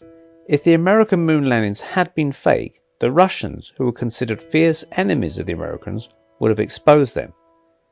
It is the same argument the Russians have used to confirm the validity of the flight of Gagarin, since the American government had validated it. But what were the American media thinking about this flight? Were they agreeing with their president? Absolutely not, and we can cite two precise examples, and they probably are not the only ones. An article published in the Palm Beach Post on April the 19th, 1961, of which here is a scan, and an article published in Lewiston Evening Journal on May the 12th, 1961, of which here is a scan. So, what were these articles saying to contest the exploit of Gagarin? First, they were saying that Gagarin announced he was flying over South America, whereas he had not still covered a third of the distance separating his departure point from South America. Indeed, he made this announcement less than a quarter of an hour after he departed, while he was needing at least 3/4 of an hour to reach it. This is what his successors needed. Then, whereas he still was at an altitude of 200 miles, he announced he could clearly see the fields and collective farms, kolkhozes. To give you an idea of what means an altitude of 200 miles, here is a view extracted from Google Earth at an altitude of 200 miles. On it, you can see several departments of France. How could one distinguish things as minute as fields and farms? And there is also this strange contradiction of Gagarin saying he had a nice view of the Earth through the porthole, whereas the Russian chief of the space program said in a conference in Italy that his spaceship had no porthole. And Gagarin did not return in his space cabin, but parachuted out instead, while his space capsule crashed on the ground and was destroyed. So Gagarin could have probably been dropped from a plane instead of jumping from his capsule. At the speed that his capsule was going, Gagarin would have probably been killed had he had tried to return this way. So the unanimous conclusion of the American media was that the Russians had cheated, and they were outlining the fact that this was customary from their part. So, while the American government would have accepted to validate this flight, when 3 weeks later the Americans have sent a man to space, Alan Shepard, and unlike Gagarin, he has returned in his capsule and not via a parachute. Kennedy could certainly not ignore the many anomalies of the Russian flight, he must have been informed the same day by NASA. So why would he have accepted to validate this flight and congratulate the Russians for their great exploit? A free gift? Certainly not. No gift is free between two nations. There is always a counterpart. And when Kennedy made 6 weeks later his famous speech to the Congress about sending a man to the moon and returning safely before the end of the decade, he was seeming very confident. It is then not difficult to guess what kind of service he was expecting back from the Russians. It is obvious that he was expecting the American moon landings to happen before the end of his second mandate, with the benediction of the Russians. And far from feeling inferior to the Americans for their manned moon landings, it was in fact the converse. The Russians were saying to their people that it was more difficult to make unmanned landings on the moon than manned ones, because the control had to be entirely automatic and not controlled by man, and thus was requiring a superior technology. Moreover, by making unmanned landings, the Russians didn't have to produce photos of the lunar surface made by the astronauts, and they knew that these fake photos would be contested by people who could see anomalies in them, and it is exactly what happened. Another point of evidence which is shown by the Apollo believers is that the communications of the astronauts would have been caught by radio amateurs. Larry Basinger is a ham radio operator who has become a hero by catching the transmissions of the astronauts talking on the moon. He caught the VHF communications of the astronauts on the moon, but according to his testimony, he did not attempt to pick up the encoded S-band signals from the main Moon-Earth communication link. And that's the whole problem. Only the UHF communications can reach the Earth. The VHF communications are only used for the communications between the command module and the lunar module, and don't reach the Earth. So in other words, Larry Basinger's caught the VHF transmissions which could not reach Earth's surface, while he did not catch the UHF transmissions which are the only ones he could have caught. Very logical indeed. The Apollo believers also point out that the lunar module was followed by tracking stations on the Earth. One of these tracking stations is Jodrell Bank in England. As this radio telescope is located in England and not in the US, this radio telescope is considered as an independent source, proving that Apollo was real. However, the radio telescope equipment of Jodrell Bank has been provided by NASA and was controlled by NASA engineers. So, there is better than an independent source. The radio telescope was using the Doppler effect to follow the lunar module. The Doppler effect is what you can experiment when a horning car is passing along. As it moves away from you, the tone of the horn changes and becomes lower. This is due to the change of the shape of the sound wave. This effect is called Doppler effect and is used by the police to measure the speed of cars. The Doppler gives the speed but not the position, which means that this speed has to be integrated to obtain a position, and this position is a relative position, which means that it needs a reference to become absolute. The first half of the graph corresponds to the adjustment of the radio telescope receiver, and only the second half of the graph is significant and corresponds to the actual moves of the lunar module. In fact, at the location that the landing site of Apollo was, it is the altitude of the lunar module that Jodrell's radio telescope was tracking. It could not follow the lateral moves of the lunar module. So, this is in fact the significant part of the graph, showing a steep descent. On the significant part of the graph, we see some little perturbations followed with a straight line. These perturbations would correspond to reactions of Armstrong whilst he was flying over the lunar surface, looking for a place to land on, taking altitude to avoid local obstacles, and the straight line which follows corresponds, according to the explanation which is given under the graph, to the relative velocity between the telescope and the landing point of the Eagle. And this last part is very interesting because it gives a reference which is absent on the graph.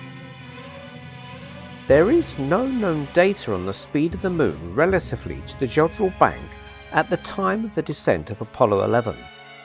The moon was then coming closer to the Earth, but Jodrell Bank was getting away from the moon because of the rotation of the Earth, and it was getting away much faster then the moon was coming closer to the Earth. In fact, it is possible to calculate the speed of the moon relatively to Jodrell Bank, knowing the time of the descent of Apollo 11 and the rotation speed of the Earth by building a mathematical model, and this calculation gives a speed which was over 500 kilometers per hour. So, now that we have an idea of the speed of which represented by the straight line which appears after Eagle has landed, we can deduce at what speed the maneuvers have been made by comparing the slopes, and the conclusion is that these maneuvers would have been made at speeds which were much more than supersonic, and the lunar module would have descended too fast, which removes any credibility from this graph. And if the last two bumps could eventually have corresponded with maneuvers to avoid lunar obstacles, concerning the first bump, the lunar module still was too high to be bothered by a lunar obstacle, and the lunar module was then under the control of the AGC, and the AGC would have never made such an unnecessary illogical maneuver. And concerning the last two bumps, we never see the lunar module make such maneuvers on the video of the descent. So this graph is an obvious joke from the engineers, and intended to make us understand that it does not show a descent which in fact never happened. About the stars which do not appear on the photos of Apollo. The Apollo believers explained to us that it was coming from the high luminosity of the lunar ground, which was meaning that a short exposure time had to be used for the photos on the lunar surface, and they give us the example of a photo of a stadium during the night, on which we can see no stars. This explanation stands, but if the astronauts had raised their cameras, then they would not have had the lunar ground in their field of view, and then they could have caught stars. They have never done it on the photos of the missions, but if we see no stars, we can see other items, like the Earth and the Sun.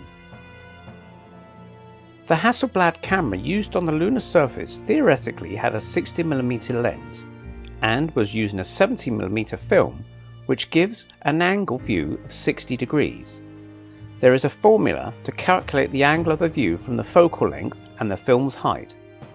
With this angle of view, the Earth would theoretically have the good size on the photos of Apollo if it was seen under its theoretical angle of view from the Moon, around 2 degrees. But in fact, distant objects are not necessarily seen under their theoretical angle of view. If you take the Eiffel Tower from a distant point of Paris from which it is visible, you can see that it will be slightly greater on the photo, taken with a known angle of view, than it should be according to its theoretical angle of view from the point it is taken. And the Moon appears to us bigger than it should be according to its theoretical angle of view from the Earth. So, the idea is to take a photo of the Moon with a camera of known angle of view, which can be calculated from its focal length and the film's height, and to magnify it by the difference of size between the Earth and the Moon, 3.67, to have an idea of what the Earth would look like if taken from the Moon with the same camera. This is a photo of the Moon taken with a camera with an angle of a view of 52 degrees. The little point on the right of this Moon represents the Moon as it would look like if it was seen under its theoretical angle of view. So, our Moon is magnified by the difference of size between the Earth and the Moon, and we replace it with the Earth. It gives this. This is how the Earth would look like if taken from the Moon with this camera. The little Earth on the right represents the Earth as it would look like if it was seen under its theoretical angle of view if taken with this camera. So, now that we have a valid reference, we can see that the size of the Earth would have on the photos of the missions if effectively taken with a 60mm Biogon lens. If we take the photo AS17-134-20384 of Apollo 17 for instance, instead of appearing with the size of the actual photo, left on the double view, the Earth would appear with the size which is represented on the right of the double view. But have the photos really been taken with an angled view of 60 degrees? NASA has built a panoramic with photos made by an astronaut as he turned on himself to sweep the whole lunar landscape. It is really a neat work, and the result cannot be contested, as it has been made by NASA itself. This panoramic covers a whole angle of 360 degrees. The part which is between the two red bars which have been drawn represents a sixth of the panoramic, so an angle of 60 degrees. Now if we compare the photo AS17-134-20425, left part of the double view, with the part extracted from the panoramic which represents an angle of 60 degrees, right part of the double view, it is very clear that the photo AS17-134-20425 covers an angle consistently smaller than the part extracted from the panoramic, certainly not much more than an angle of 40 degrees. And with the real angle of view of the camera, the Earth we see on the photos of Apollo would appear still bigger relatively to the one we see on the photos, something like this. Now, you don't even have to trust the photos of the moon, though you can make yourself the same test. It is possible to demonstrate that the size of the Earth is abnormal, incoherent, without taking the size of the moon as seen from the Earth as a reference, simply by comparing the size of the Earth on photos of different missions. Let's consider the Earth of a photo of Apollo 17, the famous photo of Schmidt holding a flag taken by Cernan, kneeling, AS17-134-20384, and the one of Apollo 11, taken by an astronaut raising his camera to the sky, AS11-40-5923, using the high-resolution photos. Here you can see windows containing the Earth of exactly the same size taken from high-definition photos, 200 by 200 pixels. The Earth should logically have the same size on the two photos, and yet you can see that it is not the case. The Earth of Apollo 17 is slightly bigger than the one of Apollo 11. There is a ratio of 1.12 between the two. So, for an equal distance of the Earth of Apollo 17 is 1.12 times bigger than the one of Apollo 11. Of course, there is a question of difference of the distance of the Earth between Apollo 17 and Apollo 11, but even the maximal ratio of distance of the Moon, perigee and apogee, does not explain this difference, for this ratio is only 1.123. Of course, if the Earth of Apollo 17 had been taken as the Moon was at its perigee, while the Earth of Apollo 11 had been taken as the Moon was at its apogee, it could explain this difference of size. But it is far from being the case, as you are going to see. The landing of Apollo 11 happened on July the 20th, 1969. The previous apogee happened on July the 13th, so 7 days before, and the next perigee happened on July the 28th, so 8 days later. The landing of Apollo 17 happened on December the 11th, 1972. The previous apogee happened on December the 4th, so also 7 days before. And the next perigee happened on December the 19th, so also 8 days later. So it means the landings of Apollo 11 and Apollo 17 happened in exactly the same conditions relatively to the apogee and the perigee, and so the distances of the Earth are comparable in these two missions, and the difference of distance much less than the difference between the apogee and the perigee, which means that there is no rational explanation for the difference of size of the Earth between Apollo 17 and Apollo 11. The conclusion is that there is definitely a problem of abnormal variation of the size of the Earth in the photos of Apollo. The size is not the only problem of the Earth of the photos of Apollo. There is also a problem of the orientation of the crescent of the Earth, as you are going to see. The moon landings of Apollo happened near the first quarter of the moon. At that moment, when someone would have been on the center of the visible side of the moon, he would have seen the crescent of the Earth as represented on this illustration, that is, vertical. When an observer is on the extreme east of the visible side of the moon, he would have an orientation which is perpendicular to the one he has when he is at the center of the moon. So, we are going to turn the whole scene so that the observer becomes vertical. And when he appears vertical, this is the way he sees the crescent of the Earth, that is horizontal, with the lit part above.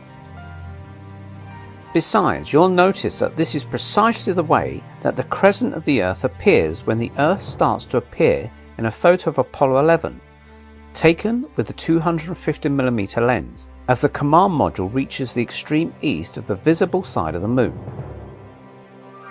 When an observer is midway between the centre of the Moon and the extreme east of the Moon, he appears bent at 45 degrees on the left, relatively to the one he has when he's on the centre of the Moon. So, we are going to turn the whole scene so the observer becomes vertical.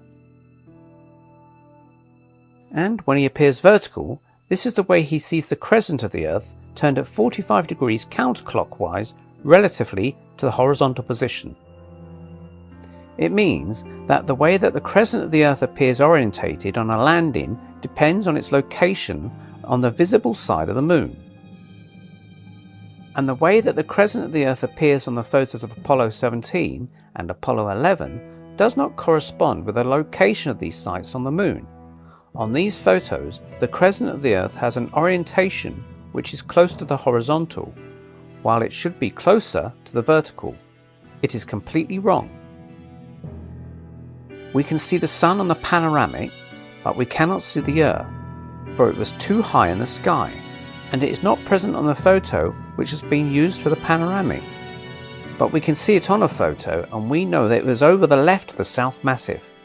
So, it has been added on the panoramic of Apollo 17. The distance between the Earth and the Sun on the panoramic corresponds to a third of the total length of the panoramic. We know that the panoramic corresponds to an angle of 360 degrees. So a third of the panoramic corresponds to an angle of 120 degrees. But at the same time that the landing of Apollo 17 happened, the angle between the Sun and the Earth was making an angle of hardly more than 90 degrees. And all along the mission, it is going to decrease. It is never close to 120 degrees. It does not stop here. Because the Moon always shows the same face to the Earth moves very little in the Moon's sky. It moves a little because of the Moon's libration, but not importantly. On this photo, AS17-134-20387, the astronauts see the Earth over the left of the South Massive. If, at a given moment, they see the Earth over the left of the South Massive, they should always see it over the left of the South Massive throughout the whole mission. Yet, on this photo, AS17-134-20461, the astronauts now see the Earth over the right of the South Massive. Indeed, we can see the descending slope of South Massive. It means the Earth abnormally importantly moved in the mission. That might explain why it is too distant from the Sun if it keeps moving right. On photos AS17-134-20464 right, relatively to AS17-134-20463, the photographer turns his camera up. Consequently, the lunar module moves down on the photo, and the Earth should follow the lunar module. But in fact, the Earth does not completely follow the lunar module.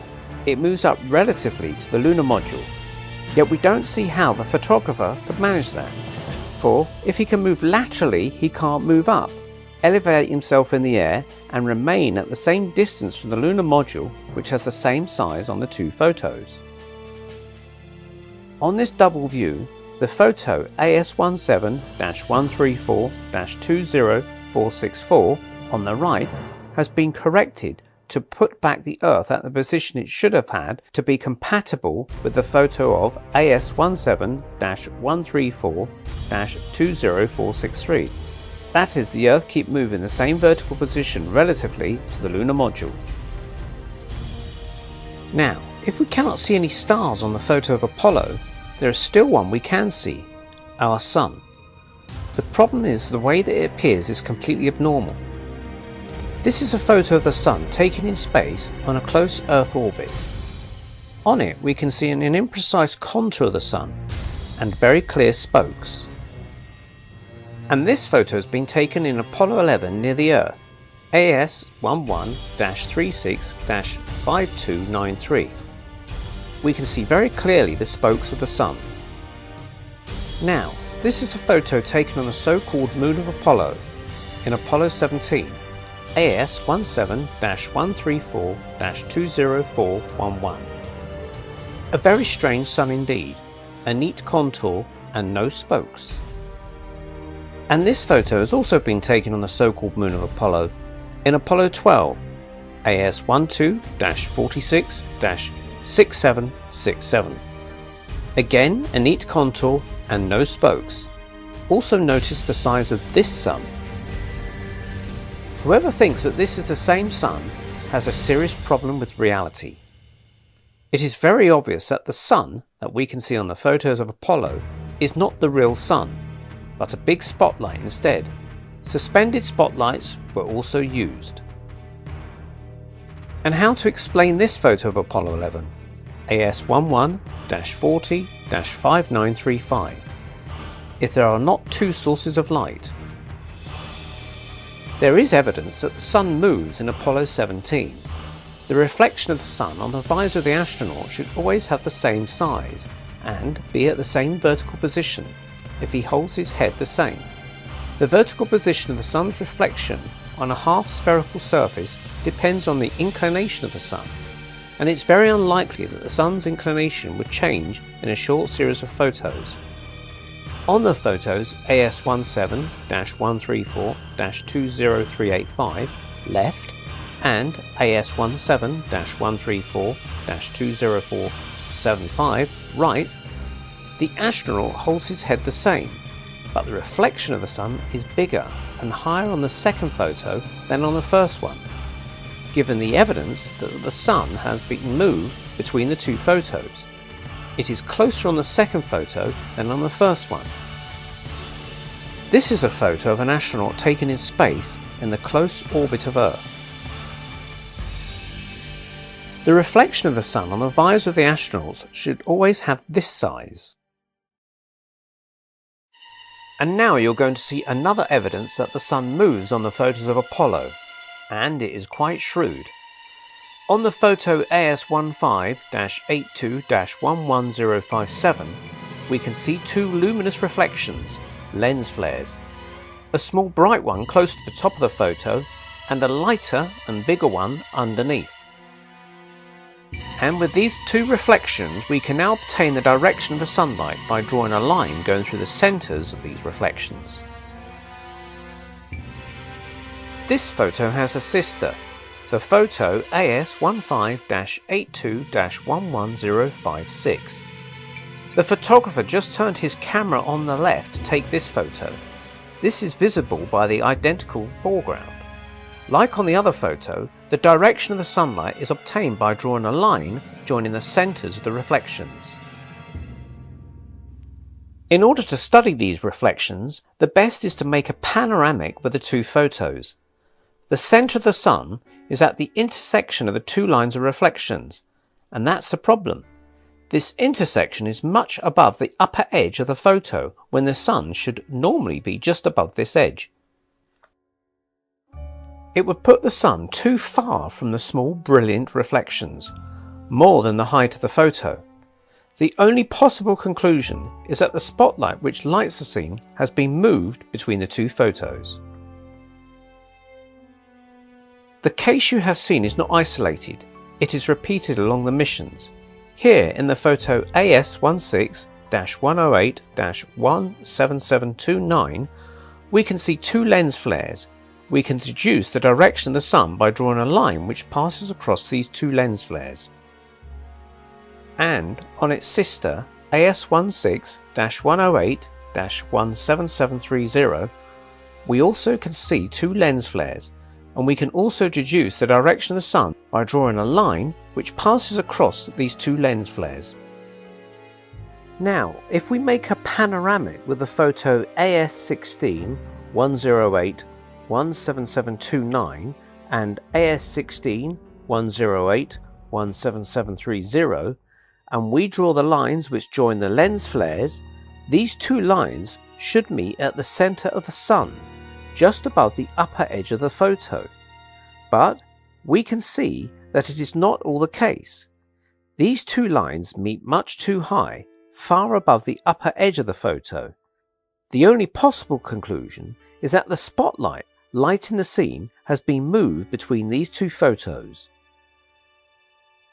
On the photos AS17-145-22160, AS17-145-22161 and AS17-145-22162, the astronaut is sweeping a landscape by turning his camera.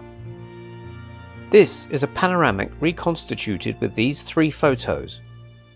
On each photo we find two small sun reflections, lens flares, indicating the direction of the sunlight. The sun is normally just above the upper edge of the photo and aligned with these reflections. Normally the centre of the sun would be on the intersection of the lines of reflections, but it would put the sun way too far from these reflections when it should normally be near them. Furthermore, these lines don't even meet on a common point. In fact, each of the lines of reflections indicates a different position of the light source which is supposed to replace the sun. These positions have been numbered 1 to 3. Between the photos, the sun has been moved. Now, you're going to have to say, the rails on which the spotlights are suspended would have to cover a sufficient area including the whole moon set. It was the case, they had that structure which was allowed to cover a whole moon set. Was the moon set not too vast to be covered by this structure? No, because the moon set was not that vast. When you look at the background, it is always short, it never gives an impression of depth. In fact, they were using models for the hills, like Percy has shown, except that these models were more elaborated than what he shows. We even have photos of these models at the beginning of the mission of Apollo 15. The spotlights were suspended from rails. They could move horizontally in both directions, along the arrow which are drawn in yellow, and also the perpendicular direction for the spotlight could go from a rail to a perpendicular rail at the point they were crossing. The spotlights could also move up and down vertically along the arrow which are drawn in red. Finally, the spotlights could also pivot around two other axes in the directions which are represented in blue and green, so they could be orientated in any direction. Of course, the rails and the spotlights were much bigger than what is shown on this picture. And it is not true that multiple sources of light create multiple shadows. If you have the experience of walking along a line of street lamps, as you walk along this line, you only see one shadow, the one created by the lamp which is closest to you. You are going to say, yes, but when you're at two equal distances from two consecutive lamps, then you should see two shadows. Hardly, but when you're at an equal distance from two lamps, the lamps erase each other's shadows and you will only see very faint shadows. But you will never see two very distinct shadows. So, it is not excluded that they use several spotlights in order to have a better lighting of the whole scene. If you look well on the photos of Apollo, you can see spots in which the shadows are quite faint. And even better, on the photo AS11-40-5950 of Apollo 11, we can see spotlights hanging from the ceiling in the reflection of the solar panels. On all the photos of Apollo, we can see a clear discontinuity between the foreground and the background, a change of texture and colour. To make his film 2001: A Space Odyssey, Kubrick used a special technique, the front screen projection. The front screen projection is a cinematic device which allows scene to be projected behind the actors so the actors appear to be moving on these scenes. A projector which projects the background scenes is placed at 90 degrees relatively to the camera. A semi-transparent mirror placed in oblique at the intersection of the axis of the camera and the projector allows to redirect the scenes on the way of the camera. Behind the real set of the actors there is a special screen called Scotchlight screen, which is extremely reflective and allows to render the redirected projection in excellent conditions. This special screen is made of hundreds of thousands of tiny glass beads, each about 0.4 millimeters wide. These beads are extremely reflective and give the Scotchlight screen a very high power of reflection. It has been invented by the 3M company.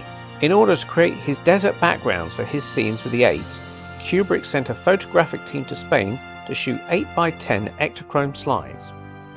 These slides were then projected via the front screen projection system onto the Scotchlite screen. The actors in ape costumes stood in front of the screen, acting out the script. On all the scenes of his movie, we can see a clear change between the foreground and the background, which was not really behind the actors, but projected on the Scotchlite screen behind the actors.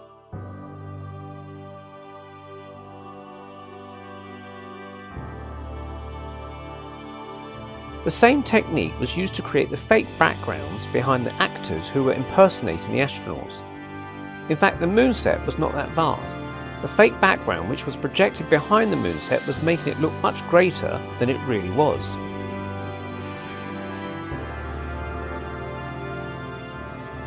And if the photos are taken on the moon, then why on two photos of Apollo 15, which are taken from very different points of view, the Mounts Hadley we see in the background appear on the bottom of the map? It is possible to superimpose the mountains in the background by turning one photo relatively to the other one, so that their reliefs perfectly match with each other, while, given the difference of distances and angles that the photos are taken from it, it should not be possible. This is the real anomaly, and not the fact that the lunar module had disappeared between the two photos. The front screen projection was also used for the scenes with the rover. A moving landscape was projected behind the rover. This way, it was possible to make believe that the rover was riding a great distance, while in fact it was remaining immobile. So in this sequence, the rover has been disposed as shown, while a film showing a moving background was projected on the Scotchlite screen, giving the impression that the rover was moving, whereas it was still in fact, and it was only the background behind which was moving. This technique is often used in movies to make believe that the car the actors are in is moving, whereas it is still in fact. The camera filming the scene was a little shaken to reinforce the impression that the rover was moving, or had they mounted the rover on a system which was allowing it to shake a little? On this sequence, the seated astronaut and the low gain antenna are seen under this angle of view. But the camera, which is supposed to film this scene, is located almost in the centre of the rover, at the place which is circled. And this camera would see the astronaut under the angle of view which is shown here. It would see the astronaut less in profile, more frontally, and it could not see the astronaut and the low gain antenna at the same time. Besides, if we look in the reflection of the astronaut's visor, we can see that the camera is not currently pointing at the astronaut. And the stuff which is in front of the astronaut is not even correctly positioned on the visor. It appears too much on the left. It should rather appear positioned in this way. To conclude with this sequence, on the animation made from this sequence, you can see that the reflection of the other astronaut's head on top of the visor. But why does the reflection appear on top of the visor while it should appear lower instead? One should have to be seriously deluded to think that this sequence has been filmed on the moon. And, unlike what the Apollo believers are asserting, the delay of communication between the Earth and the moon is not always respected. Given the distance of the moon to the Earth, 384,000 kilometers, and the speed of the light, 300,000 kilometers per second, it takes 1.25 seconds for the light to go from the Earth to the moon, and vice versa. Slightly more than 1.25 seconds, but we'll round it down to 1.25. Thence, the time of transmission of radio waves from the Earth to the moon, or from the moon to the Earth, cannot be less than 1.25 seconds. It is even slightly more, for the waves can be slowed down a little in Earth's atmosphere, but we'll neglect that. When the operator asks a question to an astronaut, it takes 1.25 seconds for this question to reach the astronaut. The astronaut hears it and answers to it. The answer takes another 1.25 seconds to reach the Earth, where it is recorded. So, between the question of the operator and the corresponding answer of an astronaut, there must be a delay of at least 2.5 seconds. But if this delay is generally respected, it is not always. and when it is not respected, it proves that the astronaut is not answering from the moon. Sometimes there is even a joke about this delay, as you're going to see 2 of them. At the time of 142 hours, 49 minutes and 5 seconds into Apollo 17, we find the following dialogue. Parker says, "OK, and John suggests that we might just check it momentarily whilst you're here to make sure it's still holding on good and tight, both the clamps and the tapes." Cernan replies, "Yeah, that's on my list." It makes no doubt that Cernan answers to the last part of Parker's phrase because he's had to know what items Parker was talking about, the clamps and the tape, before saying it was on his list. If we decompose the dialogue, we see the following phrases. 1. Parker talks and says something to Cernan. 2. Cernan starts replying, but he replies less than 1 second after Parker has finished talking and does not quite finish his phrase, visibly embarrassed. 3. Then we hear the end of the echo of Parker's voice. 4. Cernan makes his reply again, this time with the correct delay. This shows that the astronauts had to take care about respecting the communication delay. In fact, this is not really Cernan we hear, but the voice of an actor who impersonates him, for it is clearly not his voice. There is another example in which an astronaut is found replying too early, and the joke has even been pushed further. At the time of 169 hours, 28 minutes and 09 seconds, Parker talks to Schmidt and says, "Copy that. We've also got SCB-3 with the rover samples in it on the rover. If you have any, yeah, have you some of those today?" And Schmidt replies, "No, we emptied those into 5. It makes no doubt that Schmidt answers to the last part of Parker's phrase, for he had to know what those Parker was talking about before saying what he had made of them. If we decompose the dialogue, we see the following phrases. 1. Parker talks to Schmidt. 2. Schmidt immediately starts replying, but he just says "we" and stalls. 3. We hear a part of the echo of Parker's voice. 4. Schmidt starts replying again, but he is still too early and stops again after having said "we." 5. We hear the end of the echo of Parker's voice. 6. Finally, Schmidt says his full reply with a good delay of transmission. The 2 times that Schmidt replies early on the sound graph have been greyed, so this example is still funnier than with the example of Cernan, for Schmidt is not just early once on the delay of transmission, but even twice. Like for the preceding example, it is not really Schmidt we hear, but the voice of an actor who impersonates him, for it is not his voice either. To the moon hoaxers who say that the flag flaps in the wind on the videos, the Apollo believers reply that the flag only flaps out of the inertia when the astronauts plant it, and that after they have stilled it, it remains perfectly immobile. Someone has made a gif of the 2 photos of Buzz saluting the flag to show that the flag does not move at all between the 2 photos. But on the 2 photos of Apollo 11, we can see that the blue part with the stars is shaded in both sides. If it is shaded on one side, it logically shouldn't be on the other side. In Apollo 15, there is a sequence in which an astronaut passes before the flag without touching it, and this one starts swaying, apparently because of the move of air caused by the astronaut. An Apollo believer has made an animation to show that the astronaut could have touched it while he passed by.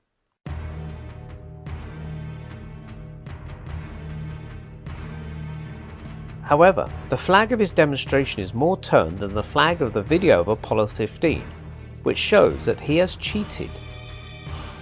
The flapping period of the flag can be calculated with the famous formula of the pendulum, using the flag's height as the pendulum's height and the local gravity. If we use the lunar gravity, we find a flapping period of 4.71 seconds. And if we calculate it with the gravity of Earth, we find a period of 1.91 seconds. If we measure the period of the flapping flag of Apollo 15, we find a period of around 1.9 seconds. The best to measure this period is to sample this sequence. Sampling it at 10 images per second is sufficient to have a good estimation of this period. So it makes no doubt that the flag is flapping on the Earth and not on the Moon. We have a reference on Earth, which is the flag of the demonstration of Mythbusters. Indeed, if the Mythbusters have made the void in the chamber which they make the test, they have not replaced the gravity of the Earth, which is one of the Moon, so their demonstration does not really show how the flag would flap on the Moon. If the flapping of the flag of the demonstration of the Mythbusters is slowed down to show how it would flap on the Moon, it gives this. In fact, the flapping period of the flag of the demonstration of the Mythbusters is very close to the one of the flag of the Apollo 15, and the flapping period on the Moon is so different that there can be no confusion. Moreover, while the Mythbusters have insisted that the flag can flap for a long time in their demonstration, the flag of Apollo 15 stops quite fast to flap because of the friction of air.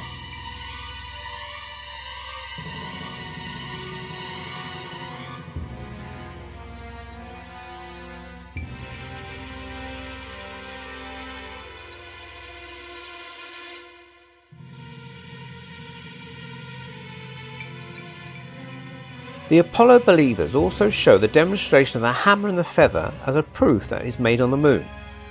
An astronaut drops in the same time a hammer and a feather, and they reach the ground at the same time. On Earth, the Apollo believers point out that hammer would have reached the ground before the feather. Percy has made a demonstration which shows that a feather can fall as fast as a hammer, provided that it is dropped with the correct orientation. Anyway, nothing proves that it really is a feather, for we cannot distinctly see it. It could be anything, including a bit of plastic.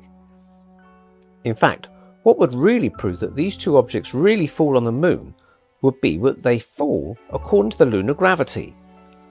But if we time this fall, we can see that it falls slower than it would do on the Earth, but in the same time a little faster than it should on the Moon. We find the solution of this riddle when we sample this sequence. This animation shows the sequence sampled at 10 images per second. On each image, a progress bar has been added, and it progresses at each image. You can see that on one image in 2, the progress bar moves while the image does not change. The explanation is simple. The fakers have inserted duplicated images in the sequence so that the objects would seem to be falling slower than they actually do. This way, the speed of the fall is artificially slowed down twice. And if we remove the duplicated images from the sequence, the two objects fall at Earth speed, which shows that the demonstration has been made on the Earth and not on the Moon. In Apollo 14, the astronauts have made an experiment with a pendulum of length of 0.09 meters that they have made beat for several times. They have counted 18 oscillations which elapsed on a period of 85.7 seconds, which makes an average period of 4.8 seconds for each beat. This demonstration was aiming to prove that the pendulum was beating on the Moon. In fact, the trick becomes obvious when we notice that each time the pendulum arrives on the right side, it gets stuck for a while in the stuff which is circled. It does not immediately come back like it normally should. This way, the astronauts are artificially slowing down the beat of the pendulum. If the pendulum was not remaining temporarily stuck on the right of each beat, it would beat at Earth period, not the Moon one. You'll notice that they have made their demonstration in such a way that it is easy to prove they are fake. They could have also done them by playing with the motion speed, in which case it would have been impossible to prove that they had been faked.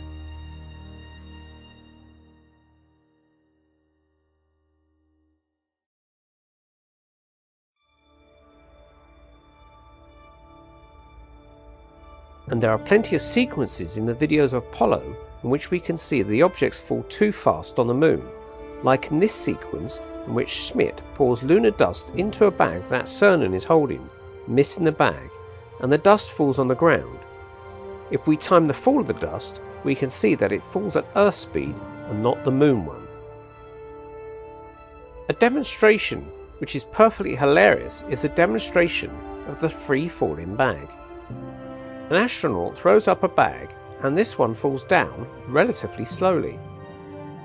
The Apollo believers reason that the bag was thrown in an environment without air, and compute that the way the bag falls down corresponds to the moon's gravity and not the Earth's gravity.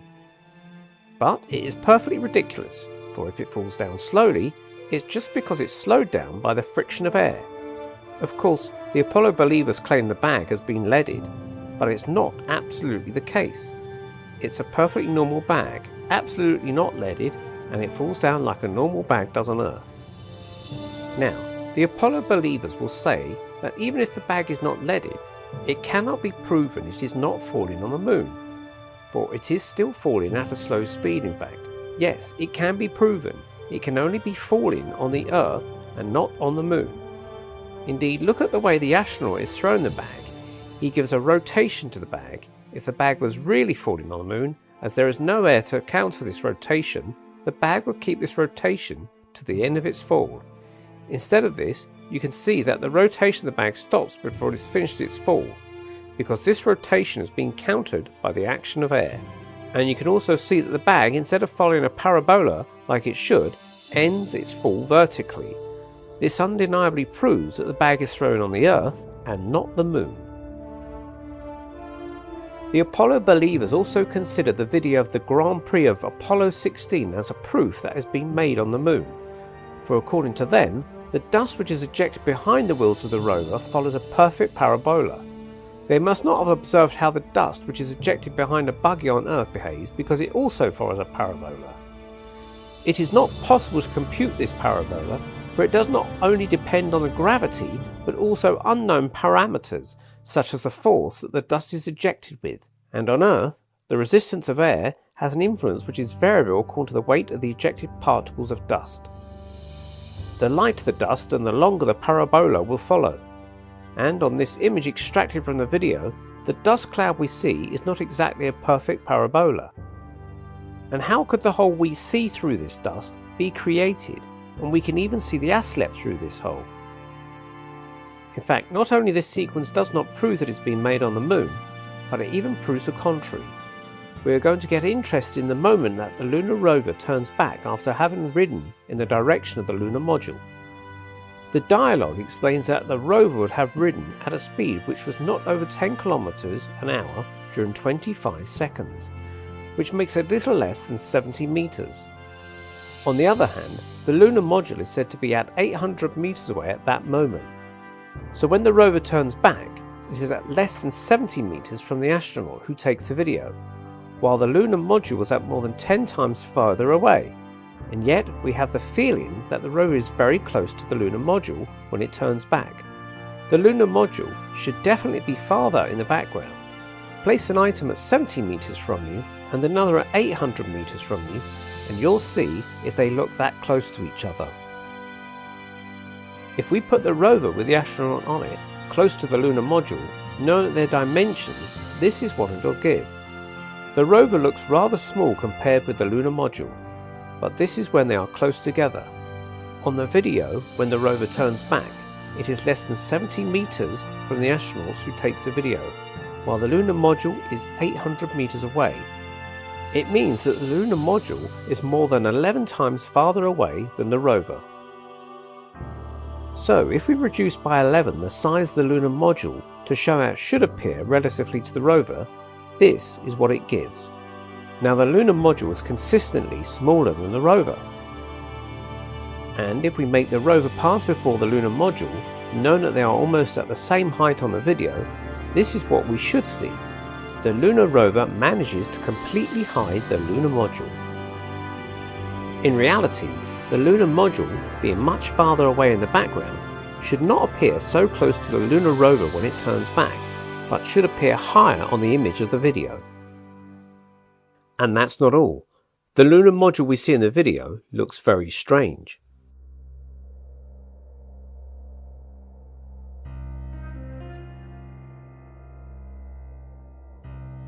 What definitively shows that the lunar module we see in the video of the Grand Prix is abnormal is that its rendezvous antenna appears oversized relatively to the rest of the lunar module. In fact, this is not a real lunar module, but a clumsy toy instead. You'll notice that they make all their demonstrations in such a way that is easy to prove that they are fake and not made on the moon. There is a famous demonstration that the Mythbusters have made to show that the relief could deviate shadows, and which was intended to prove that a photo of Apollo 14, which has been contested by the moon hoaxers, was in fact normal. You will notice that in all their demonstrations on shadows, the Apollo propagandists always use a close spotlight instead of the real sun, so they use invalid conditions from the start. Now, the demonstration of the Mythbusters has been inspired from a demonstration made by the Goddard Center, on which we better see the problem. They claim to have perfectly reproduced the rock of Apollo 14 and its little sister on the left, and they placed them on a little mound. They have put a marker pen close to the rock to show that its shadow is not parallel to the one of the rock. However, if the shadow of the marker pen effectively diverges less than the one of the lunar rock, it is not for as much as perfectly parallel to the one of the lunar module, because the source of light is too close. Once more, they are afraid of using the real sun. However, the demonstration of Goddard contains weak points which make that it does not really debunk the problems of the photo of Apollo 14. First, you can notice that on their photo, the shadow of the little rock is not parallel to the one on the bigger rock, while it is on the photo of Apollo 14. Then you can see that the shadow of their rock does not end the same way as the one of the rock of Apollo 14, whereas they admitted that they perfectly reproduced the rock of Apollo 14. While they wanted to prove that the photo of Apollo 14 was normal, they have to the contrary proven that it was abnormal. The Apollo propagandists also make a demonstration with a wire which becomes invisible when it passes over a white sheet, to explain why the crosshairs disappear on some photos when they pass over a white background. But this demonstration is completely invalid, for the wire of their demonstration can be attacked under a wide angle by the white background. While the crosshairs are built inside the camera and the white background cannot erase them, for it can attack them on a much too narrow angle to make them disappear. If the crosshairs could disappear that easily, they would not be very useful, and the explanation of the film's emulsion, which can also make them disappear, does not hold either, for if that was the case, the image would be blurred, and it is very clean. The Mythbusters have also made a demonstration with a very close spotlight again, and a very reflective ground, to show that the reflection of the lunar ground could light Buzz Aldrin as he descends the ladder in Apollo 11. But their demonstration is not very convincing, for while their background is more luminous than the one of the photo of Apollo 11, their astronaut appears darker than Buzz Aldrin on the photos of Apollo 11. And if we change the luminosity of the photo to make the luminosity of their ground closer to the one of the photos of Apollo 11, their astronaut appears still darker, much darker than Buzz Aldrin on the photos of Apollo 11. So, they have not really proven that the photos of Apollo 11 were normal. We can call it a fail. Then comes NVIDIA, which triumphantly announces that it has solved this problem with a demonstration using its super graphic card. And the media don't hesitate to publish NVIDIA has debunked the moon hoax, like it was the only problem. And after this problem has been debunked, the moon hoax is definitely completely debunked. According to NVIDIA, it is the sunlight reflected on the suit of Armstrong which would provide the necessary luminosity to light Buzz Aldrin like what we see on the photos of Apollo 11.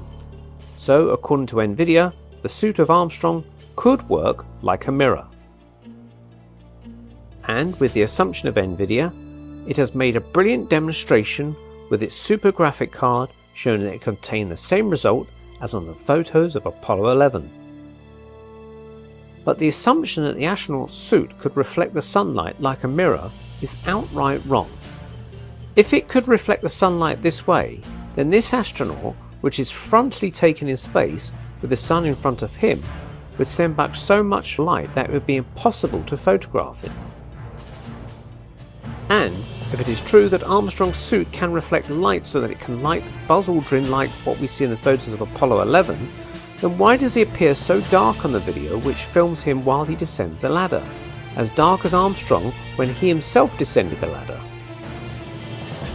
The Apollo propagandists also point out, with the total number of people who have worked on the Apollo project, that it would not have been possible to keep the secret. Someone would have necessarily talked out to expose the hoax if there had been one. But the Nazis managed to keep the secret of what was happening in their death camps, and none of the Germans outside of the camps were aware of it, and they were much more numerous than the people who worked on the Apollo project. Moreover, most people worked on a Saturn rocket, only a small minority worked on the lunar part. And the project was compartmentalized. Everybody only knew what he was needing to know and no more. You don't imagine that NASA sent a memo to the whole personnel to warn them that it would fake the project, do you? And yes, there were people who knew, those who were necessary to make the hoax work. But after what happened to Thomas Barron, who paid it with his life after he publicly exposed the conditions of the tests of Apollo 1, nobody was willing to imitate him and take the risk of exposing the hoax. But that does not mean that they didn't talk out, not directly of course. It was too dangerous. One would have been suicidal to do it directly, but indirectly by stuffing the project with hints, hoping that there would be people who would see these hints and who could expose the hoax for them. There are hints of the hoax everywhere in the project. All the photos contain anomalies, and the photos contradict each other, and the photos and videos also contradict each other. The Apollo believers think that they have debunked the problems of converging shadows by showing examples of converging shadows. But these examples don't explain everything, for on all their examples, the shadows meet on a common point. While on plenty of photos of Apollo, and notably in Apollo 15, the shadows don't meet on a common point, but different points instead. All the electronic interfaces of the technical documentation contain intentional errors. For instance, on this schematic of a digital multiplexer, only the first stage is normal, and shows how all the other stages should be made. On all the other stages, the entry diodes are missing, and this makes that the digital multiplexer cannot normally work. And this is just an example among hundreds of other ones. And the program of the AGC is nothing but a heap of nonsense. Redundant instructions, useless instructions, illegal instructions. There is even an infinite loop and a division by zero. And the program never tries to guide the spaceship. It does not even try to display anything on the diskette.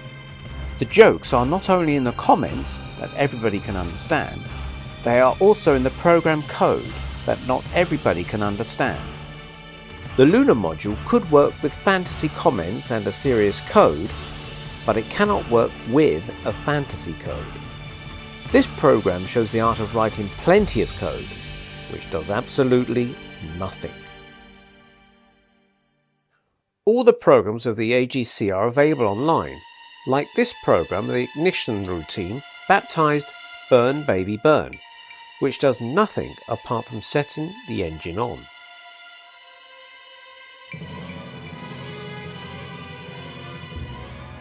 And the programmer's manual is also online.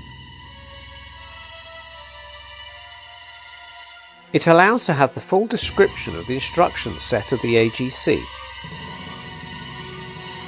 and also the description of the macro instructions.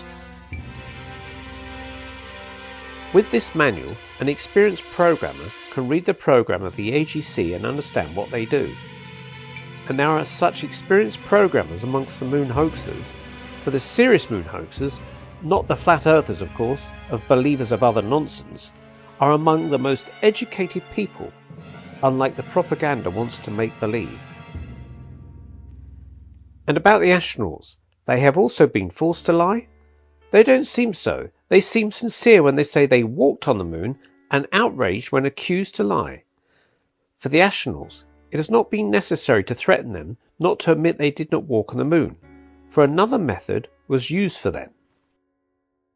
In the 60s, the CIA had developed, in the scope of the Paperclip project, a special program of mental manipulation called MK Ultra. This program was using hypnosis and LSD, and it was allowing to make anybody submitted to it to believe things which were not actually true. This program was illegally tested on soldiers and prisoners. In fact, it was not possible, like some think, to let the astronauts go in space and orbit the Earth for the time of the mission, for it would have been impossible to make them believe that they had walked on the moon. What really happened is that, just before the lift off the Saturn rocket, the astronauts who had been seen entering it were put to sleep and secretly extracted from the rocket. Then they were put into a space capsule, which could be the capsule they used for their training, in which they could believe to be flying towards the moon.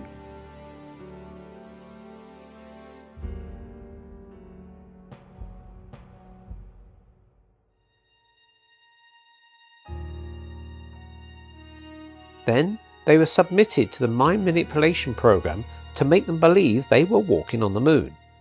In the last magazines of Apollo 17, there are photos which clearly show the astronauts in a second state, which is a fixed stare, a strained face. They were certainly submitted to the MK Ultra program, drugged with massive doses of LSD. That's why it was totally useless from Bart Sibrel to try and make the astronauts confess they did not walk on the moon.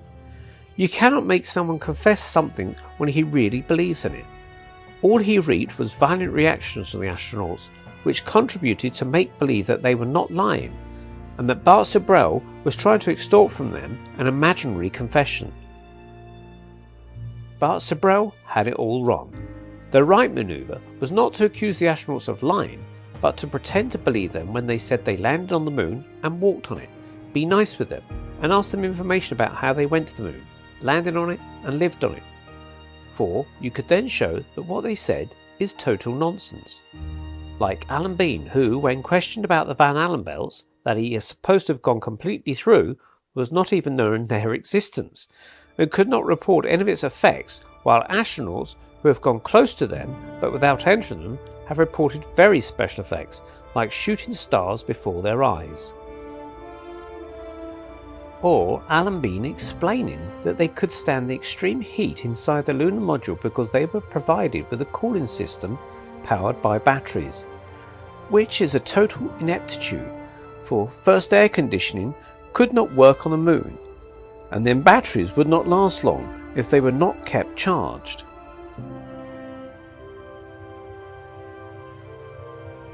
Or like Buzz Aldrin and Michael Collins saying in the movie In the Shadow of the Moon, that when the Saturn rocket lifted off, they could feel the rocket sway because, according to them, the gimbaling system of the rocket was looking for the centre of the mass of the rocket. This is in fact a total nonsense, for the gimbaling system is pre-adjusted before the liftoff, so that the thrust of the engines is already perfectly aligned with the centre of mass when the rockets lift off. We can see that it remains perfectly straight as it ascends. It does not sway at all.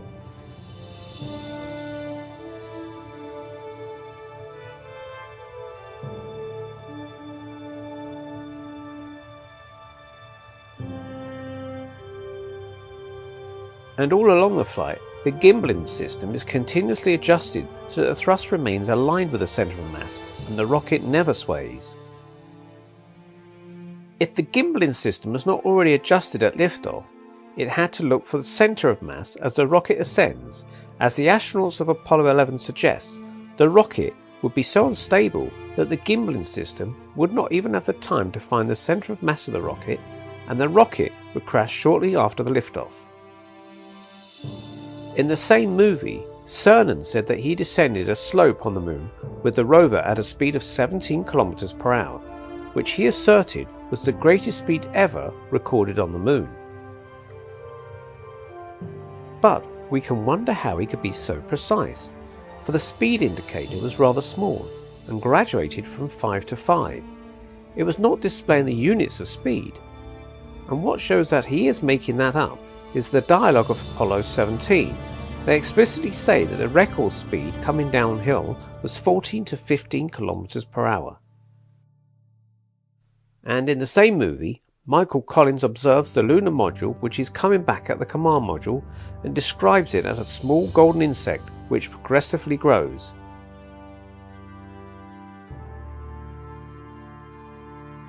The way that Collins sees the lunar module coming back, the lunar module appears approaching the command module this way. It constantly remains at the vertical of the command module.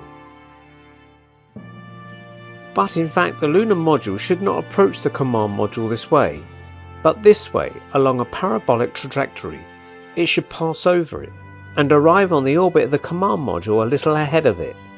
It means that Collins would only see the lunar module when it is relatively close to the command module.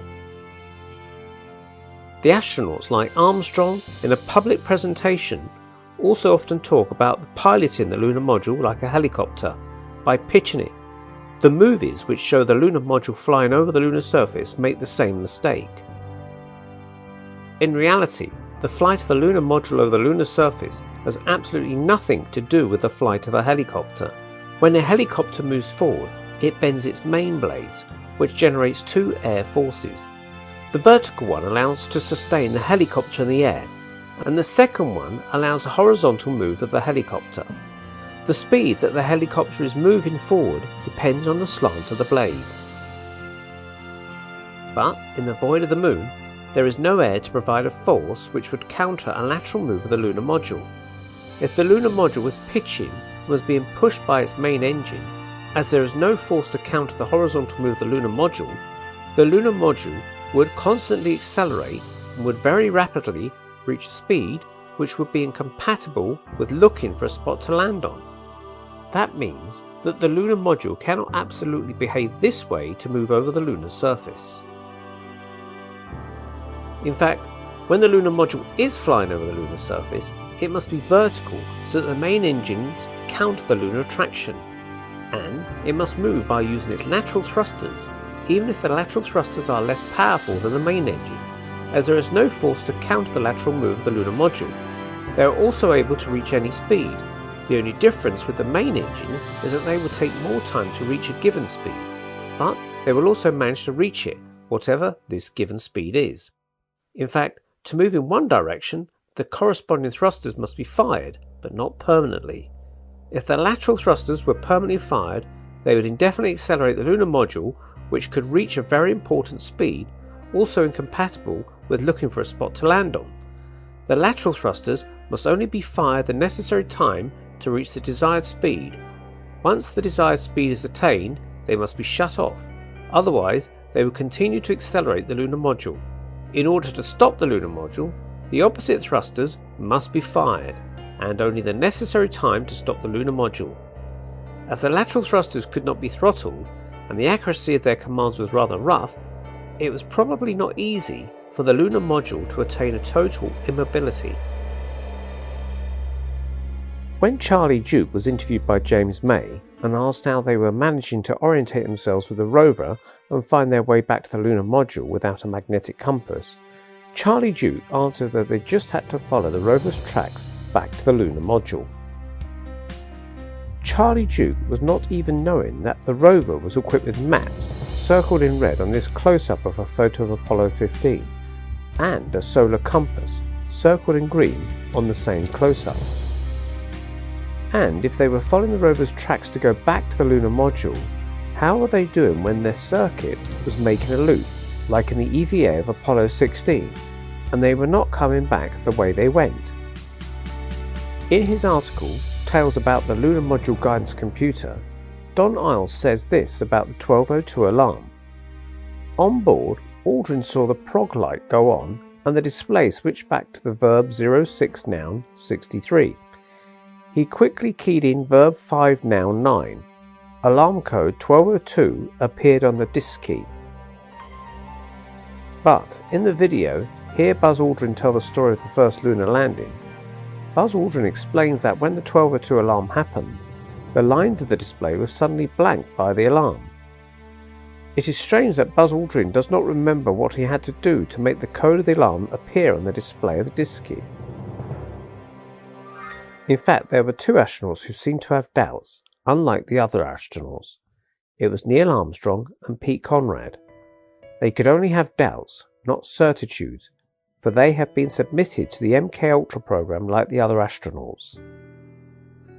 Neil Armstrong and Pete Conrad had more reasons to doubt than the other astronauts, for they were the only astronauts who had flown on the training vehicle, and they could see how unstable and dangerous it was. Armstrong almost lost his life in one of the trainings.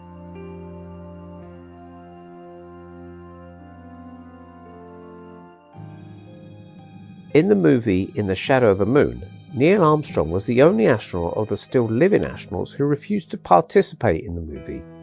Yet, he would have been the central star of this movie as being the first supposed man to have ever walked on the moon.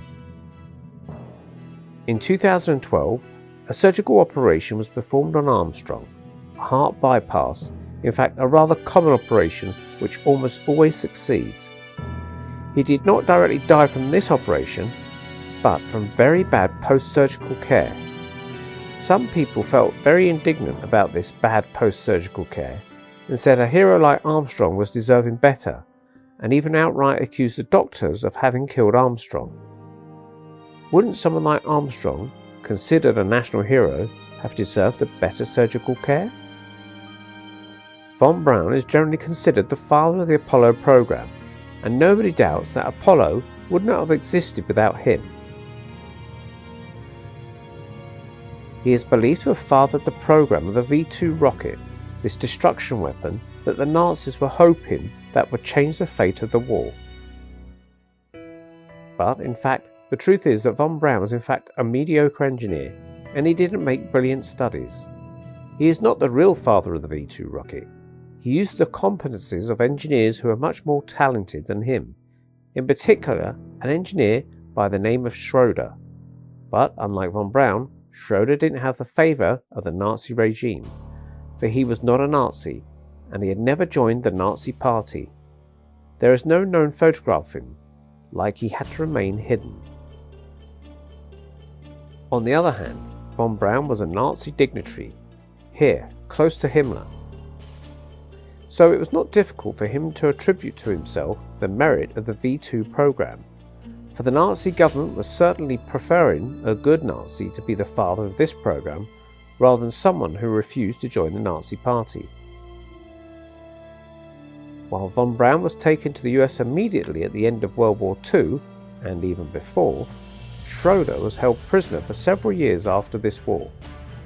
Schroeder has explicitly accused von Braun of being an opportunist who picked the brains of better men and grabbed credit others should have had. A researcher, Mentz, found letters Schroeder wrote warning American authorities of mistakes von Braun was making, which he said could hinder the development of rocket technology. If Schroeder was not guilty of war crimes, it was not the case of von Braun. Von Braun worked in the camp of Dora, in which the Americans found 20,000 corpses lying on the ground when they liberated it, and although von Braun said that he was unaware of the way that the prisoners were treated, testimonies of prisoners say otherwise, like the testimony of a prisoner who said that he saw von Braun pass by the piles of corpses without showing the least emotion. Arthur Rudolph and von Braun were wanted in Nuremberg for their crimes. The Americans spared them the trial by moving them to the US. Fritzl Sokol had been sentenced to death and hanged in Nuremberg for his participation in the forced labour in Germany. But those who were employed in this forced labour were decently treated and could come back alive, while those who worked in Dora were treated in the most inhumane way and were dying while working, reduced to the state of skeletons. When Speer visited the camp at Dora, he was so much startled by the inhumane way that Rudolph was treating the workers with that he demanded Rudolph to improve their conditions, what Rudolph completely ignored and went on treating them inhumanely and making public executions. So, if Sokolov deserving death, Rudolph and von Braun were still more deserving of it, and it makes no doubt that they would have been hanged in Nuremberg if the Americans had not spared them the trial. But the difference with Sokol is that the Americans had no use of him, while they could have had a use of von Braun and Rudolph for monitoring the rocket program and the scope of the future American space exploration. In the 80s, there was a lawsuit against Arthur Rudolph for his responsibility in the genocide of Dora, and he had to flee Germany to avoid the trial and not end his life in an American prison. Von Braun avoided this trial, for he was already dead. So, for what reason NASA would have preferred to use the services of a mediocre engineer rather than the ones of the brilliant engineer that Schroeder was? It was certainly not for his talents in rocket technology. If Schroeder had been at the head of the Apollo program, as he didn't have war crimes on his conscience, it would have been difficult to force him to cooperate in a fraud. It was much more different with von Braun, who was guilty of war crimes. The CIA could weigh on him and force him to cooperate by offering him its protection against lawsuits for his criminal behaviour during the war, provided that he would allow the fake project to exist. This shows that the CIA had decided to fake the space program, at least a part of it, from the start. And is the astronaut Don Petit credible when he says that NASA has lost the technology of Apollo and that it would be a painful process to build it again? Oh really? How is that possible to lose so fantastic technology? Are there any examples of an outstanding technology which has been lost? The Concorde has had a terrible accident, and since then it has stopped flying. But it does not mean that its technology has been lost. If Aerospatial was told to build one again and that it could fly, it could perfectly build it again. It has not lost its plans. And NASA also claims it has lost the telemetry tapes of Apollo 11. But how is it possible to lose the tapes of a so great unique event?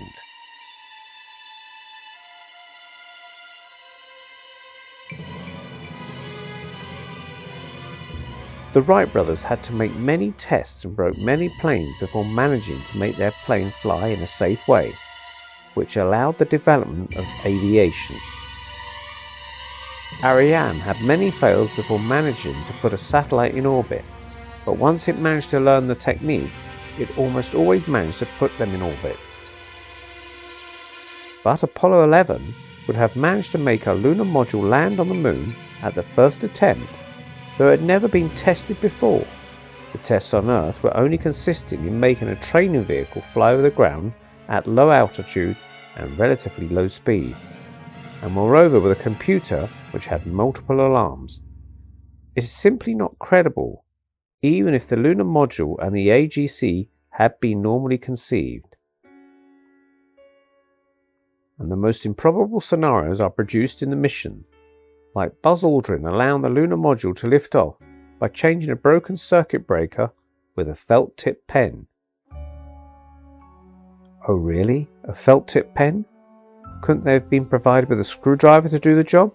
Or was a screwdriver considered too heavy to be used in the mission?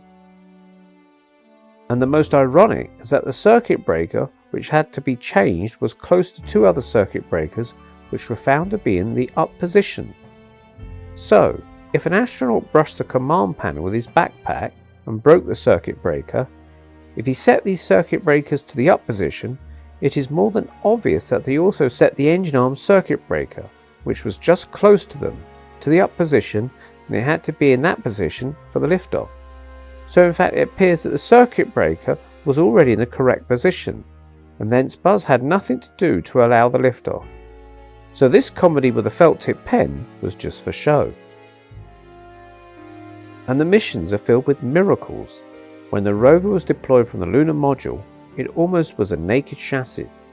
All the equipment had to be put on it, and the astronauts had to do it with their pressurized gloves and the poor vision they had with their visor, which was not even allowing them to see through the viewfinder of their camera.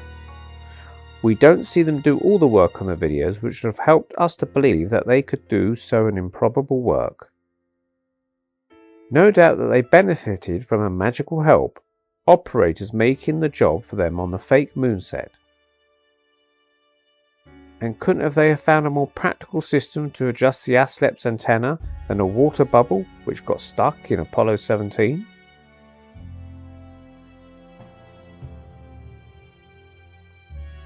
and it is only in Apollo that someone would try to fix a knocked off fender with duct tape, put on ski gloves which are much easier to manipulate than the big pressurized gloves of the astronauts, and try and use duct tape, and we would really be surprised if he managed to do it.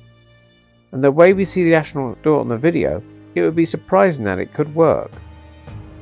We can also wonder how the astronauts managed to damage a rear fender, for we would rather have expected a front one to be damaged instead. Anyway, the astronauts are really talented if they manage to fix the damaged fender with duct tape, especially with their pressurized gloves. But they are heroes, aren't they? And the astronauts are so much heroes that they can even breathe on the moon without their backpacks. On this photo of Apollo 12, the one that Phil Plait so much admires, while we can clearly see the ops, the top of the backpack, behind Albin's head, it's been coloured in pink, we cannot see it behind the head of Pete Conrad in the reflection of the visor. If he has one, it is abnormally small. And seriously, if you had been on the moon and you had known that the least rip to your suit would have caused your death, would you have carelessly behaved like the astronauts, making the clowns on the lunar surface? Some have called them heroes, but this is not courage, this is temerity. This is temerity, and temerity is not courage, temerity is foolishness. When you make such a mission, dangerous and never made before, you don't take such chances. If it is fake, on the other hand, you can mess around as much as you want. You won't die from falling around.